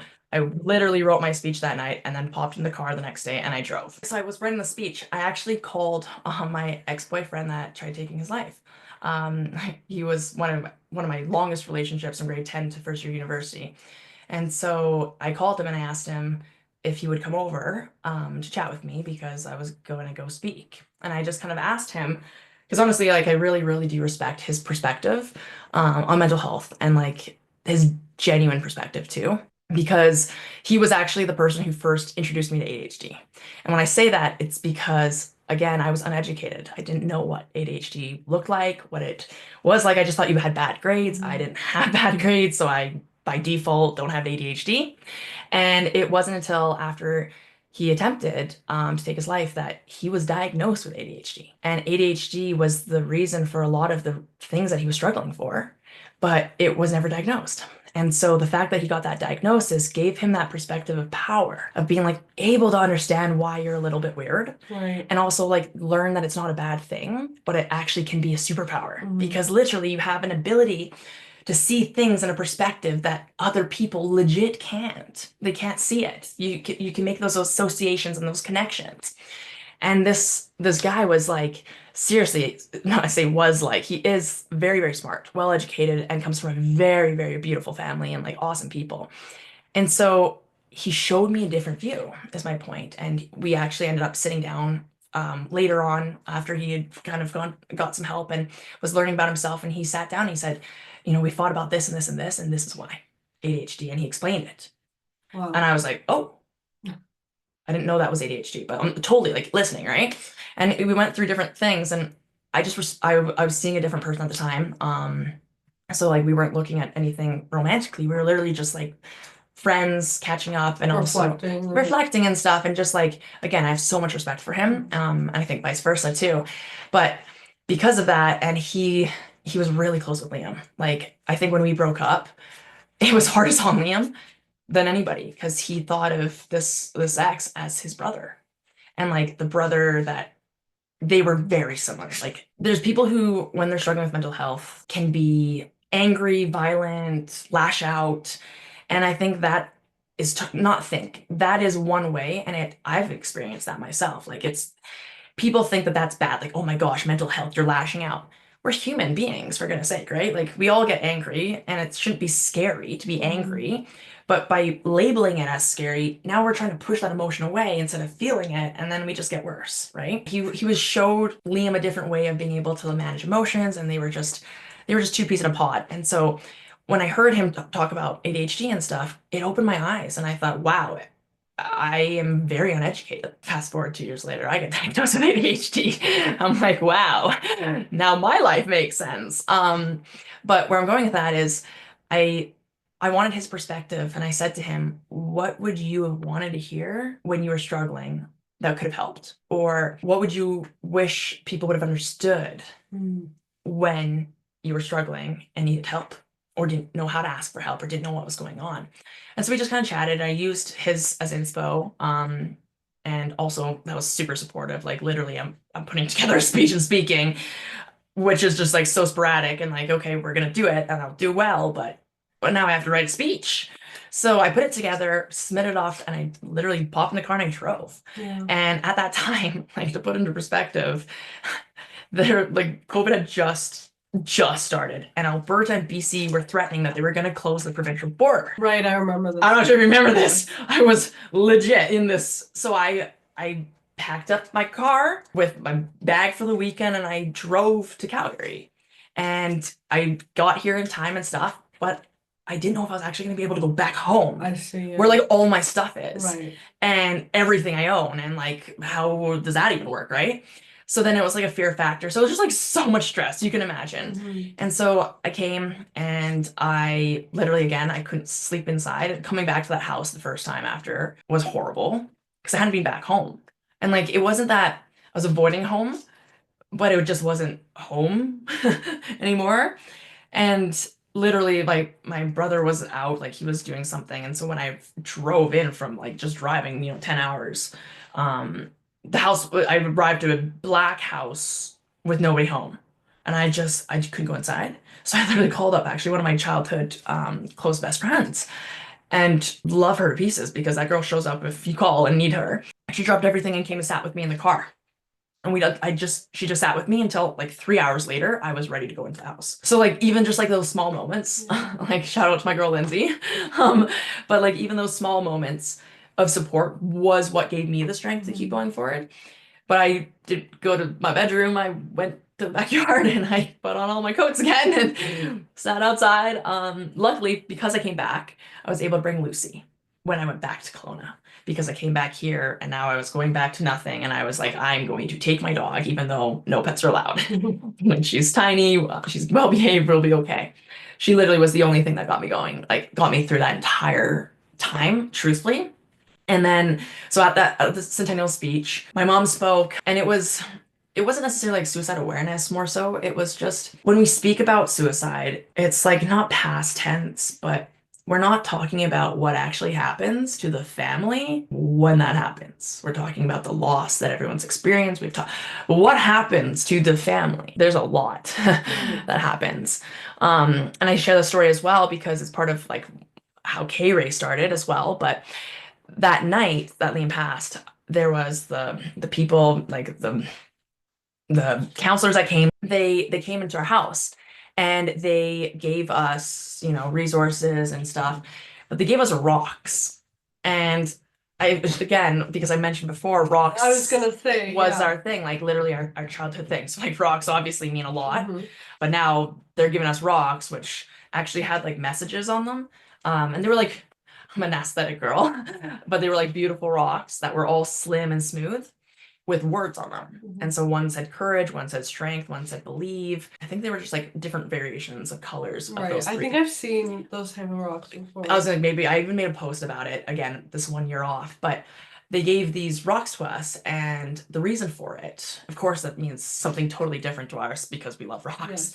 But the reason for it is because when you're struggling with anxiety, one of the best ways, and again, another tip for anyone who's struggling and how you can soothe yourself, like if without being very obvious, is you have to rub a smooth surface. And rocks are just perfect in that sense where it's like a smooth surface to rub. Well, and there's science behind this, that like that feeling of rubbing, because that's actually a little off topic, but when they designed the iPhone to create that feeling of like you loving your phone stuff, it's that same rubbing. Oh, that's really interesting. Wow, fun Yeah, facts. because it creates that dopamine in your Yeah, brain. yeah. The rubbing, and that's why so many of us get addicted to our Oh my phones. goodness. But little That off is topic, so but yeah, interesting. I have that's to the look, I science have to look behind at it. that Yeah. now. Ooh.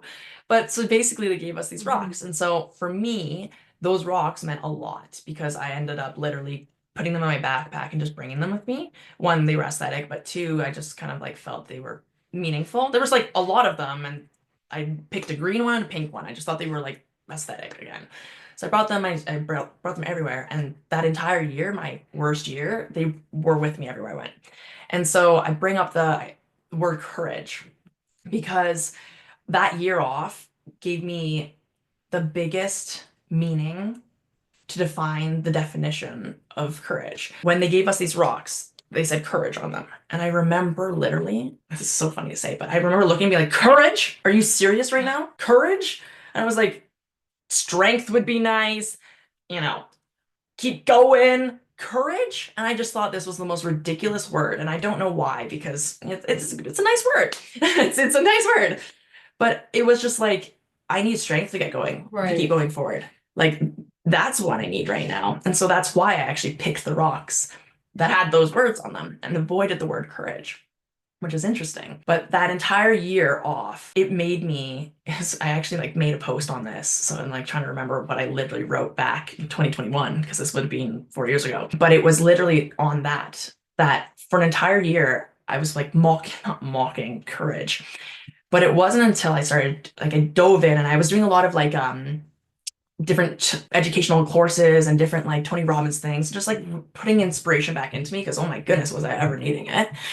And it was brought up like that courage is the first step before anything because you knew before strength even comes, it's the courage to take the step and then strength's needed to keep going forward. But you don't get strength without the courage to keep going forward. So courage is like the stepping fundamental stone for action.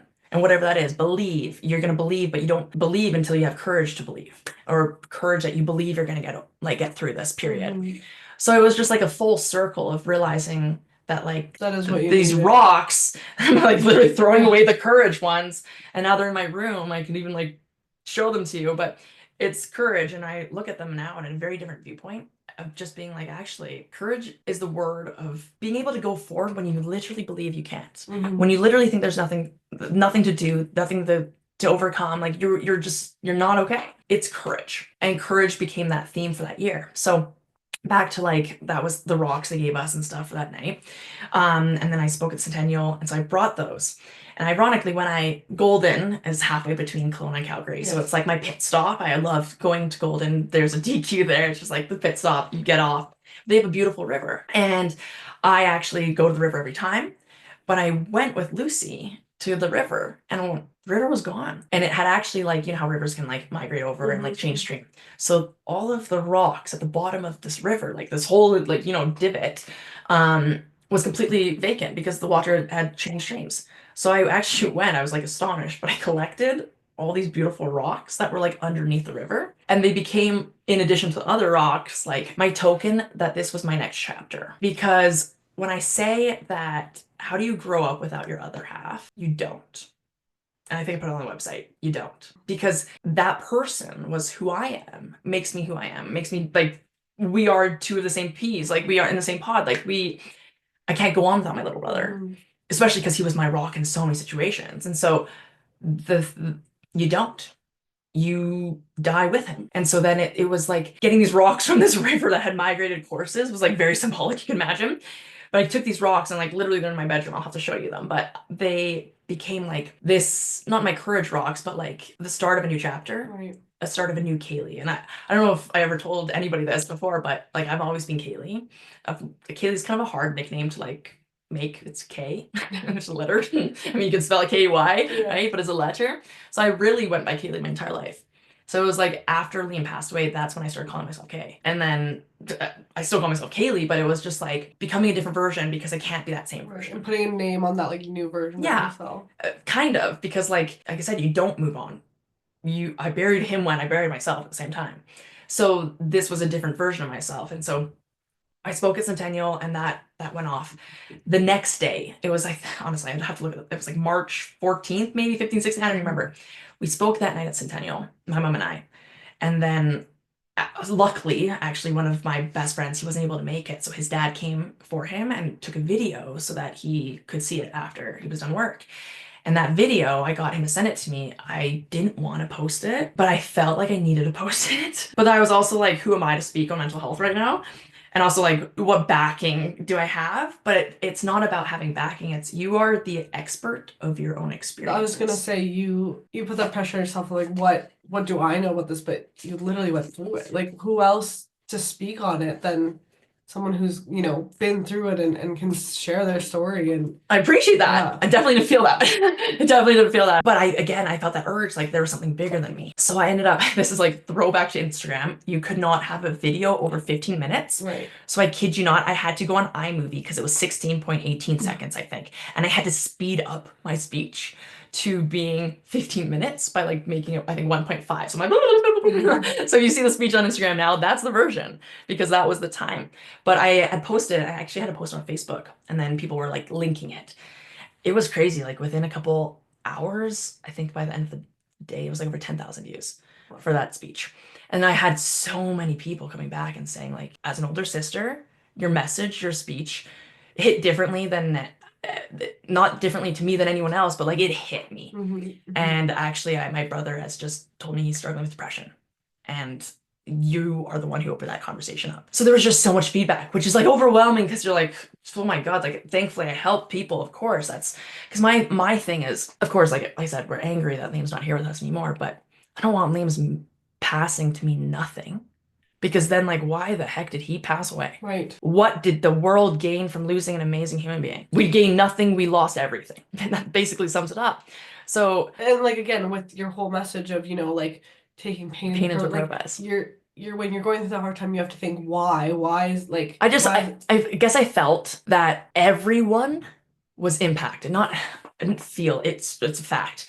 Liam hit every single friend group, every single person. He was able to work with seniors and with older crowds, teachers, coaches, but he also was like really good with younger kids and middle-aged kids. That night that I actually spoke at Centennial, the next day, Calgary shut down everything, shut down all the schools because of COVID. So the last thing that anyone heard was my speech, my mom's speech, which was like really huge. Again, speaks to the fact that she was like adamant that I need to do this. I have to do this. That night, I spoke at Centennial, a different girl at a different school passed away to suicide. And I I didn't know. Actually, in the future now, like to this day, that family is one of my mom's best friends. They're actually like on a trip right now together. Wow. For Liam and then their daughter as well. But yeah, it was again the grief group friends and how they all got connected. But that video was for Liam. But when I posted it, when I got to back to Kelowna, it actually was Liam had passed away 2.5 months earlier. This girl had just passed away. So my message was hitting a different crowd of people, but who were suffering from the identical thing. Again, speaks back to the fact of like my mom had this horrible like we need to go speak. And we did. And so it did make a difference. It was hard, I'm not gonna lie. It was very, very tough. Like you can imagine, it was not the best time. I was doing it for why do we have to go through this pain? This is like my stance is I don't want to have someone else have to go through such a horrible experience to learn a message that could be shared if somebody was open and transparent about what was going on. Why does someone else have to go through the loss of their loved one before they understand? Right. Why did Liam have to die? There's a lot of questions, that's for sure, but I can't change that. The only way I can move forward is to make sure that his life means the max it can to everyone else. And I really showed in that speech. And so it circulated, and then I came back to Calgary. And we came back to Calgary, and so to the Lokier story, my older brother, when we were younger, I was 8. So I was 8, so Liam was 3, 4, like this really young. he got really sick and he lost the ability to walk, talk, see. He was put in the children's hospital, and we honestly did not know if he was going to make it. We didn't. And so at that time, like, yeah, I guess Liam and I just became so close. That's why I had like that older sister mother bond, Hmm. because we did everything together. We were each other's rocks. And so because of that, when I came back to Calgary, when Aaron got sick and when he got out of the hospital, sorry, he had a wheelchair, and he was fully reliant on his wheelchair. His wheelchair went from he went into a computer that talked for him, and then from that he went into his like self-handling wheelchair, and in 2 years' time, he was walking and talking and playing flag football, and not a single person ever knew he was sick. We had gone through this crazy journey as a family, but we couldn't travel during that time. We couldn't take vacations. You can imagine how much stress we were in. That's why I started family counseling so young, to learn how to like as kids to learn how to grow up with these difficulties. And not fast forward but backwards, I actually missed my entire grade 3 year. Like I never went to grade 3, because at the very start of grade 3 he got sick. And then I actually was like, I don't say bullied at school. I was in grade 3, a very tiny human. He was in grade 5. Div 2 was a very big difference than like an 8-year-old, right? Yeah. And all his friends would come find me at recess or at lunch or after school and would bombard me with questions. So your brother's gonna die. So your brother's gonna die. I heard your brother's gonna die. What's happening to your brother? What are you gonna do with your parents? And here I am, 8 years old, barely even able to function at school Hmm. because, like, oh my God, my family's in the hospital. And now I can't even go to school because school's no longer safe. So I missed grade 3. And it was okay because I was a smart and good student, but I always wonder if that was part of why I never got diagnosed with ADHD or any learning disabilities, because I missed my PATs for grade 3 from Div 1 to Div 2. And I just, kept going on with school and stuff. But during that time, we went camping, was my point where I'm going with this. And we hit up Kananaskis, Calgary here, if anyone's watching from somewhere else. It's like a perfect location because you're in the Hmm. city life and it's a big city, but it takes you an hour and a half to be in the Rocky Mountains. No cell service, complete like isolation, and you're in nature. So it's like a perfect best of both worlds. So we go out to Kananaskis, and there was like a particular location where Kananaskis has upper lakes. So there's a whole mountain pass with an Yes. upper lake. They have lower lake with its Beautiful. own Hmm. pass, and there's like a little rock divide. So there's actually a campsite where you can go in between. So it's called Interlakes. Okay. So Interlakes was this secluded, literally 360 mountain pass, like the most unbelievable pictures, views, you name it. And we loved it there, even like Liam and I, because Aaron, as he got older and he was getting better and stuff, he was riding his bike. But they had these little, I don't want to call them mountain bike paths, but they were the pathway for the trailers to drive to get into the campsites, because Uh-huh. there's no cell service, nothing. And then there's like the little grass section with the tree roots. So many people had used bikes over top of them. They were kind of like hills. So I wanted to go off the hills, and Liam would be younger, so he'd be like, I have to do it too. I can't be left behind. I'm not the baby, right? So you'd be like, I'm going too.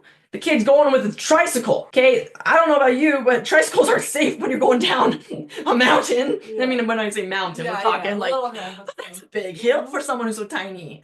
And so we had all these memories. This is our family space, is my point. It's our like sanctuary. It's what got us through Aaron's illness and overcoming a lot of difficulties. And like that was so inspiring, right?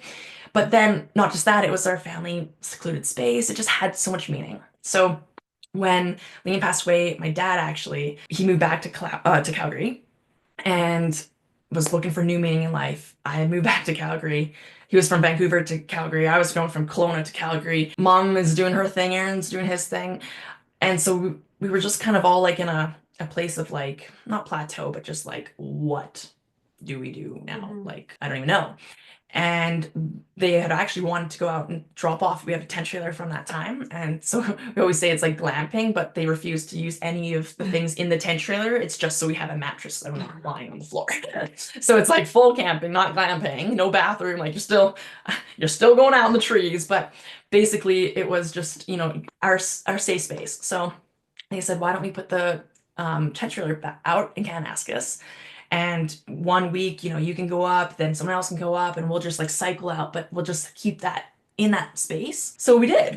Everyone in the family ended up going out, and I think truthfully at that time, it was the only thing that got us through it was getting into the mountains. Because honest to God, I love rocks, but they were like being out. I don't know, something maybe from other people can understand, but it's something about being next to something so large that makes you feel a perspective Mm. change, that you're so small, and not in a bad way, but like there's so much more outside of my, again, The micro micro, yeah. view. Yeah, you're on my same That's page. right back. We're microing in. So when you go up the mountains and you see yourself, like quite literally Yeah. macro view, you're like, oh my gosh, mountain top is right there, and the tree looks like an ant, and this tree looks like it's huge next to me. So like, how big is that? Like, it's just like incredible. So Put things into perspective. 100%. Sure. I mean, I love it. Nature, Japanese culture is very much like getting in tune with nature and rocks and grounding yourself. So it was really amazing. But I went out with my dad for the last week, and we were going to pack up the tent trailer and leave. And so at this time, this was like my self-discovery moment. And this is like seriously long story short, like long story to get to this point. But at that day, like I said, okay, I want to go for the last sunrise, because you're literally waking up with the mountains and the birds, and like I can't even explain it. It's unreal. So I thought, I'm tired, I'm beaten up, I don't want to wake up, but I thought, get yourself out of bed, put your pants on, and get outside. So I literally put my slides on. You wear running shoes for sure. I did not leave with bear spray. Yeah, that wasn't good, because that leads to the story. Literally went with my phone. I'm like grumpy, right? I just woke up and it's like 5 o'clock in the morning, pitch black, but like, I'm doing this for myself, right? Like, So this will be good once I'll I thank get there. myself Yeah, maybe in a bit. So I go out there, and truthfully, I don't know what I was expecting. I just wanted a sunrise, okay? I just wanted a sunrise. But then I started having a full-blown meltdown on the rocks. Like, when I say rocks, I'm literally sitting on the rocks because the rocks go into the water. Just full on crying, and I'm just having a Liam moment. And I was just like, I don't know if anyone else can like relate, but when you're missing someone, you just chat with the air. I don't know who's listening, but you chat with the air. So here I am, full on panic attack, crying my eyes out. Here I am with my slides, my little hoodie on. It's freezing. Why wouldn't I get a jacket? So many things wrong in this story. And I'm just crying my eyes out, saying, Liam, I don't know if I'm doing something that you'd be proud of. I don't know if I'm overstepping by sharing your story or our family story. Like, it's your story, but now it's also our story. I don't know what I'm doing. I don't know where I'm taking my new direction. I've now broken up with my ex-boyfriend, who I thought I was making a future with, and that was a whole other life. And now we have literally buried Kaylee, and now we have started Kay. And now we're speaking on Centennial Mental Health, and people are saying you're so inspiring, and you are literally in a sweatsuit, unable to get out of bed. That's very different. It's just like, but my thing was, I'm watching these 15-year-olds and 16, because Liam was turning 16 too, but I'm watching these kids, and I say kids because they were kids. You're just starting adolescence. And now they have to comprehend the loss of Liam, who shook the entire community. Because when I say that mental health doesn't showcase the same on everyone, it's true. What Liam really showed me, and I think everyone, was that people can be suffering and still happy. Yeah. Okay, that's like the big takeaway here. You can be happy and still suffering at the same time. It's very confusing. It is very messy. And so like that was the biggest thing. And I just wanted, I don't know, I guess I was wanting so hard to make sure Liam's memory stayed proper, not to how he passed away, but to who he was. Trying to keep his legacy alive, trying to speak on mental health, because I'm now, for some random reason, they say, whatever culture, religion you believe in, they say that God doesn't give you what you can't handle. Well, for goodness sakes, God, what do you think I can handle? Like, there was just story after story, and I'm like, here I am, just like getting kicked, and then and then kicked, and then I'm like, okay, we're getting up on our horse, like, kicked. I'm like, cool, finally we're getting back. Grandpa passed away, kicked. Okay, cool. Like, I'm kind of getting Lucy passed away, kicked. Now I'm in COVID, and now I'm sick. I'm in the hospital. Now I'm finally starting to eat. Okay, now I have this, and I literally like.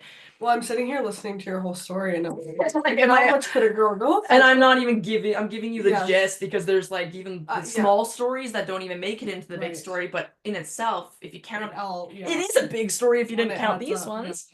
And it was just like so much. And why I got these experiences, I don't know. That's a great question. Why I got dealt these cards. Some people start life off really easy and they have a hard adulthood, or are finding soul searching in their, mid 40s.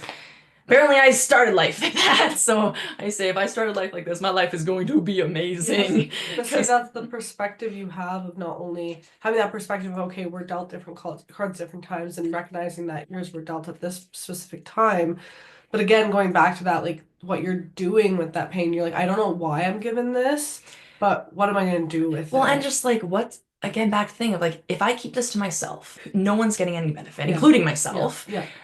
But then Liam's memory dies as the boy who passed away to suicide. And that is the memory everyone holds.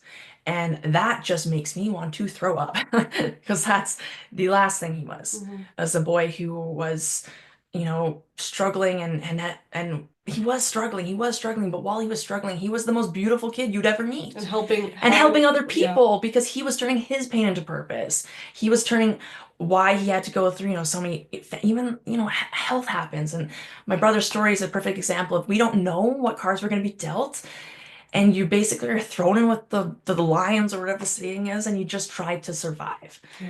And it was our family story, but what I realized through Lokier and through Liam's logos and stuff was that I have a meaning of that story for myself because it was my reality. It was my Hmm. 8-year-old brain, my conception was my reality. And Aaron had his own, my parents had their own, but Liam was young. But Liam had his own. And what he took value from that was very different than I did, which was, again, very different in perspective, different in age development, different in your psych development, your cognition. It was different. And so basically, where I'm going with this is all of that included. I'm sitting on the mountains here, just crying, okay? And I'm just like, Liam, if I keep quiet and respect privacy and your privacy and our family's privacy, because my parent, like everybody was just like, we don't need any more attention. Right. Thank And you we very already much. have, yeah. We have plenty on our plate and more than we need. And I was just like, I have to not turn things around, but I have to show these 15-year-olds hope. Because let's be real, we go through so much stuff and trauma, and everyone's got their own story, and whatever your trauma is valid and real and Hmm. big. Just because mine happens to be lost and all this stuff doesn't make anybody else's less big. Yeah. It just happens that my story is just very large and large events. But again, putting pain into purpose. Do I stay quiet? Do I not? Chatting with Liam, crying it out. Did I disrespect our family? Did I disrespect you by speaking at Centennial? I mean, everyone said good stuff, but like, would you have wanted me to do this? Like, for goodness sakes, you passed away because you wanted to keep it quiet. So am I disrespecting you by now vocalizing those feelings? Yeah. Or am I doing the opposite? I'm making, I guess, a change in perspective of why suffer alone quietly? Because there are people, and that was what my message at Centennial truly was, is as a sister who loves her brother, who's doing all this stuff now, I would have done anything if you would have told me he wasn't doing well. I would have flown, like I would have done anything. So the fact is, are we providing a safe space for someone to open up? Or are we even asking the right questions? Because oftentimes, and even therapy is a great example. Or my friends, they ask me the basic question, "How's your day?" Yeah, good, good. I'm good. Yeah. Yep, chaos, thriving through chaos. You wouldn't even expect this to Busy. happen. Yeah. But then they ask me a question, or they ask me with a different tone of voice. My dietitian is really great at that. She goes, "No, Kaylee, how are you really doing?" Don't ask me that question. Like, I just start crying because that question hasn't been asked, or I haven't had that opportunity to tell those emotions. So the point is, when someone's struggling, it's not necessarily in their ability to go out and seek help. If someone were to ask a question, they would honestly respond. Open. And that's when Yeah. I had that 10-minute conversation before Liam passed away. I asked him questions and I asked him a lot, and I got a lot of answers. Maybe that's why it helps me understand where he was at. But yeah, it's just, again, there's so much to it. So do I have to wait for someone else to lose another sibling or somebody to suicide before they speak up or before I feel like it's okay? Like, why does someone else have to go through that loss? Like, if I can prevent it, if I could give someone a different change of course, that would be turning the pain into purpose. So Right. here I am literally crying, just like having this conversation with the air myself. And I go, Liam, if I'm doing the right thing, if I'm doing what you would want me to do, like, can you give me a sign?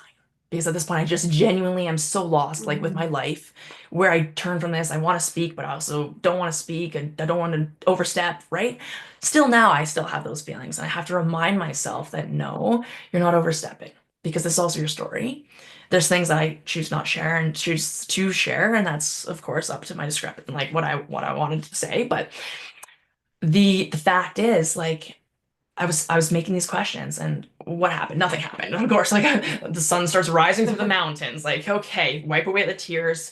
Had a good panic attack, collect yourself. And I literally, because here we are in the mountains, I'd have so many conversations with myself. I don't know if you do this too. I literally chat with myself in my brain all day long. So it's like this dialogue, internal dialogue. I have this version of me and this version. They're just like conflicting all day. So I'm like, Kaylee, get up, get yourself together. You had a good cry. Good. You're literally last couple hours in the mountains. Change your course. Make it different. So I get up and I take my camera out. I go wipe away the tears and I say, let's enjoy the sunrise. So I get up and I start walking around, start taking pictures and angles. To this day, some of my best photos. But I'm taking all these pictures and I look, and this like was a little bit surreal moment, but I look and where I was sitting, I could just see the lake, but when I was walking, it kind of curled around into like a little almost pond. So I couldn't see it. And there, smack in the mountain, is a duck floaty. And the context behind this duck floaty is my very last time I saw Liam. Not the last conversation I had when it was December, like the last time I spent time with him. The last time we were us was August 2019 before he passed in December 2019. And he came to Kelowna because I had actually just decided to stay for the summer. I had fresh 18, turning 19. I was opening up my first business. I became a lash tech and I literally located a perfect salon on the main downtown across from the beach. So I could work and beach it, work and beach it. And that actually, like, no, I don't have regrets because regrets are horrible, right? Like, I don't even bring it into that because you could just fight with yourself You all could sit there day, all day. right? And like, let's not open up that can of worms. But I didn't come back to Calgary that summer. And honestly, that summer could have made the difference for Liam because he just needed his sister. Right. He just needed that. He just needed his best friend again. And I stayed in Kelowna because I was becoming an adult. I was building my own, I was becoming an entrepreneur, my first business. Like, oh my goodness, I'm going to do this. Also, remember, I just got my car accident. So this is like turning my own pain into my purpose. And so my parents, it just so happened that they both had trips on a simultaneous week. And so they're like, can we send Liam to have vacation with you? Don't know why you asked. I would, of course, say yes. But I was so excited to share with him my life because up until that point, he had no clue what my life in Kelowna was like, who I've become outside of Calgary in the last 3.5 years, what I'm doing. And so I was so excited to like have him come into my world, stay in my little apartment. We were going to share a bed. He's like, I'm not sleeping with you. I'm sleeping on the couch. I was like, the couch doesn't even fit you. Your feet are up. He goes, that's better than sleeping with you. Am I that bad at sleeping? Like maybe I'm a dinosaur that kicks. I think I do. But he's like, no, I'm gonna sleep. So the kids literally sleeps on the couch. I kid you not, let me like show you. Literally like this. And I kid you not, he sleeps like this. I don't know how you can fall asleep like that. He did. And so he opens up a suitcase. He has a little spot and whatnot. And so our thing was, I'm gonna work, I'm gonna bring him to the beach. I pick him up from the airport. We drop off stuff before I go to the beach. He opens up his suitcase. What do you think a 15-year-old boy packs? Some clothes. Me too. I would have thought that too. No, he packed a duck floaty. One pair of underwear, I think. I think one pair of socks, one pair of shoes because we are photographers and we were always each other's photographer.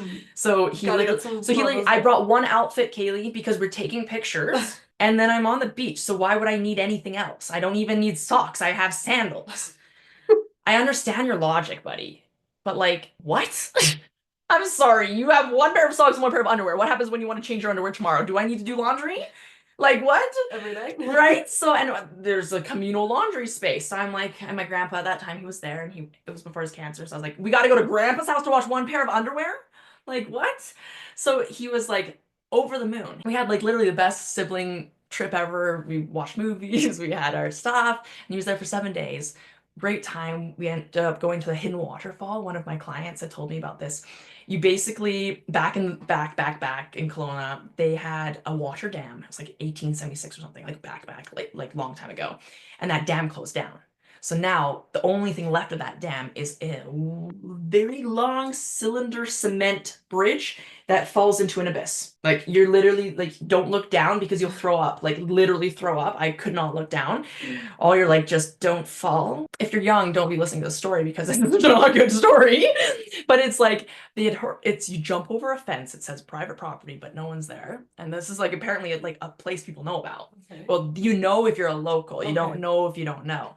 So that's how I found from the locals. But so you climb over this fence, and then you walk across this bridge. I'll have to show it to you, but literally you look down and you're like, oh my God, the trees are so small, which means like how long is that drop? And you walk, and then you get to the other side, and then do some climbing, go down a hill, and all of a sudden you're opened up to a hidden waterfall. Wow. And then they have actually made, like, people go there, they have made a rope at the top. So there's one level waterfall, and then you climb up, like rock climb with the rope that they've installed. And then it goes to the like a separate basin, which there's no waterfall, but you can like jump off rocks and like cliff jump. And it's literally like downwards. And then the second, once you pass that, you keep climbing, and then there's another waterfall into a different basin. But there used to be like a bridge. And how safe is this? I don't know. But there used to be a bridge and it's broken down. So now the rope of the bridge hangs down and has become a rope like a rope swing for this water basin. Okay. So you can literally rope swing, you can climb, you're in the space, and like I got anxiety. Liam loves his phone, love taking videos and everything. And I remember going there, he's like, oh my God, we're taking our phones. And I go, I'm not dropping my phone and like losing it. He's like, I will be responsible. So the kid, because I'm like, not that I'm a bad swimmer, but I'm like, I cannot truly think about swimming all the way there while not getting this wet. Right. Right? Yeah. Like this is too much. And also like this is beautiful, but like there are no safety. There's no lifeguard. So I'm like, okay, if it's between that, I'm not bringing my phone. He goes, I'll do it. So the kid goes like this, like literally, like he's kicking with speed. He's got his phone and my phone. Like, you can imagine this. And I took a video of it, and I still have it. And the camera faces me, and I'm like, what is happening? And he's like, I'm almost there. I'm almost there. I'm almost there. So we get there. Thank God we took the phones because those were our best pictures. I haven't posted them because like we're in swimsuits and stuff, and I also am a professional, so like sometimes I don't post that kind of stuff. But they were like the most updated photos of Liam and I. And he also like looked really muscular because even between seeing him and not seeing him, the kid buffed up. I was like, what happened to those arms? Have we been going to the gym?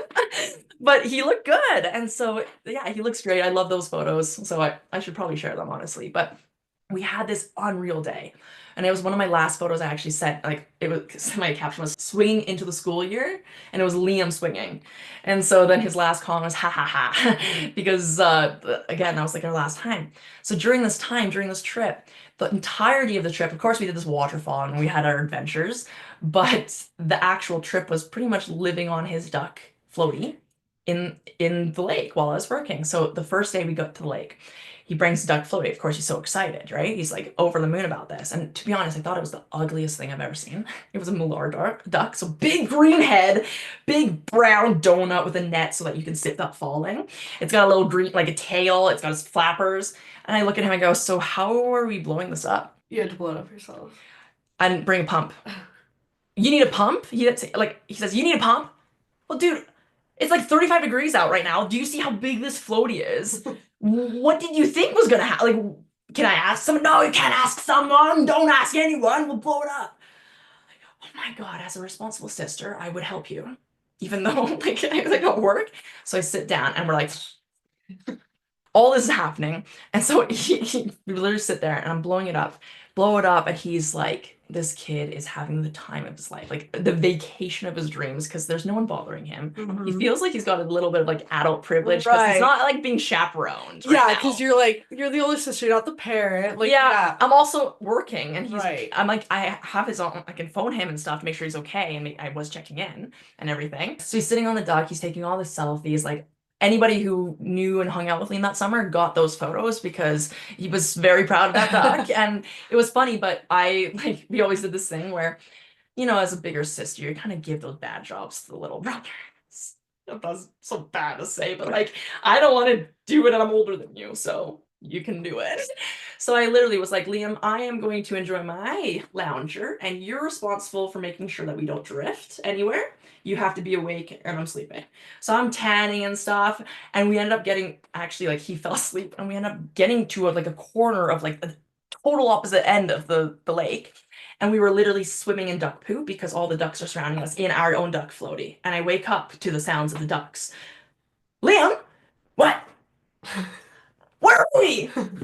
Oh, shoot. I don't know. What do we do? And I'm like, well, I'm not getting out. Look at the duck and the seaweed. I'm not getting out. I can't touch that. Well, you were this one who was supposed to. make sure we didn't drift. I'm like, you get in there, you kick us out. Yeah, of course he did. So he does. So there was just like there were so many memories on this dock, is my point. And then all of a sudden, back to this Caranassa story, I'm having this conversation with Liam, and that identical duck floaty I have never seen anywhere else. Identical. The exact duck floaty Wow. is literally in the mountain. And I'm talking 360 mountain pass, which means like we are out of cell reception. You are only going out there if you're like a backcountry kind of Yeah. person.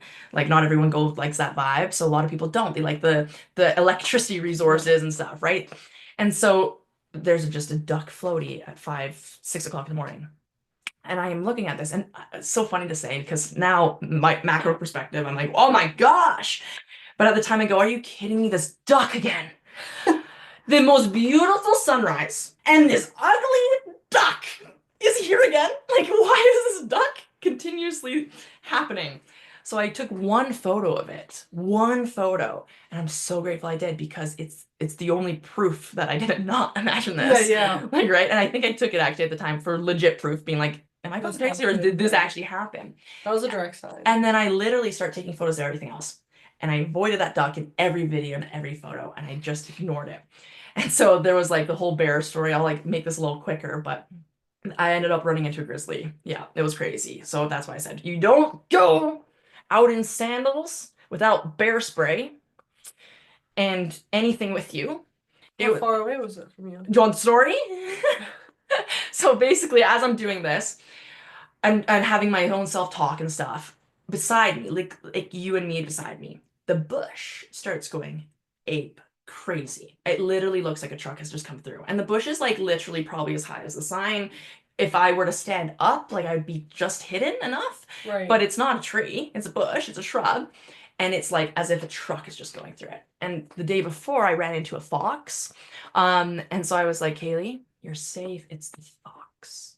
Okay, it's the fox. In my head, I'm thinking, I know a fox doesn't make that much noise, but maybe you're just, you're just projecting the anxiety, the stress. So like, ignore it. So here I am, literally behind me. I'm like, keep taking photos, keep taking photos. And then, so they're timestamped, right? Like this is like legit a story. So I go back to my campsite. The sun's gone. I got my photos, and I go, and my dad's awake, and I tell him like, so I just had a meltdown, and then I saw Liam's duck in the mountains and whatnot. And I tell him the story, and I was like so nonchalant about it because I genuinely did not even make the correlation. Right. Zero correlation. He looks at me and goes, sorry, what? That's a sign. Like you literally ask within 5 minutes, a duck appears, and the only person who knows about this duck is you because it was for your guys' Kelowna trip. And it was like specifically like you. And we're also in Liam's mountain pass, the family sanctuary, and this duck. And meanwhile, I'm talking about like, am I doing the right thing of sharing my story and being loud and proud? Because like people can be loud and maybe not so proud, but like if I'm gonna own my story, I may as well own my story. So I'm like, oh my goodness, maybe you're right. We start cleaning up and packing up, and so my dad, he goes to the outhouse, and it was like every campsite is like one after the other and vice versa, but there's a communal access point, so they like skipped one campsite so that anybody can go. We were right on the beach, great, but like that point. So basically at that time, when dad was going to the outhouse, he met with the campsite that was across from us, like our closest neighbors, and they go, did you see the grizzly this morning? And he goes, what? They go, we woke up to a grizzly bear eating the berries that had fallen off the bush off of our tent. And then we obviously, like, I don't know if they panicked or what, but the bear got startled and it took off running to the beach. And they tell me, I can't even remember how to pick up the phone. Let's say it's 6:30. 6:34 is my photo of me going, what is happening in the tree beside me? It was the bear that had run from that campsite to, I don't know if it saw me, I don't know if it saw, I don't know.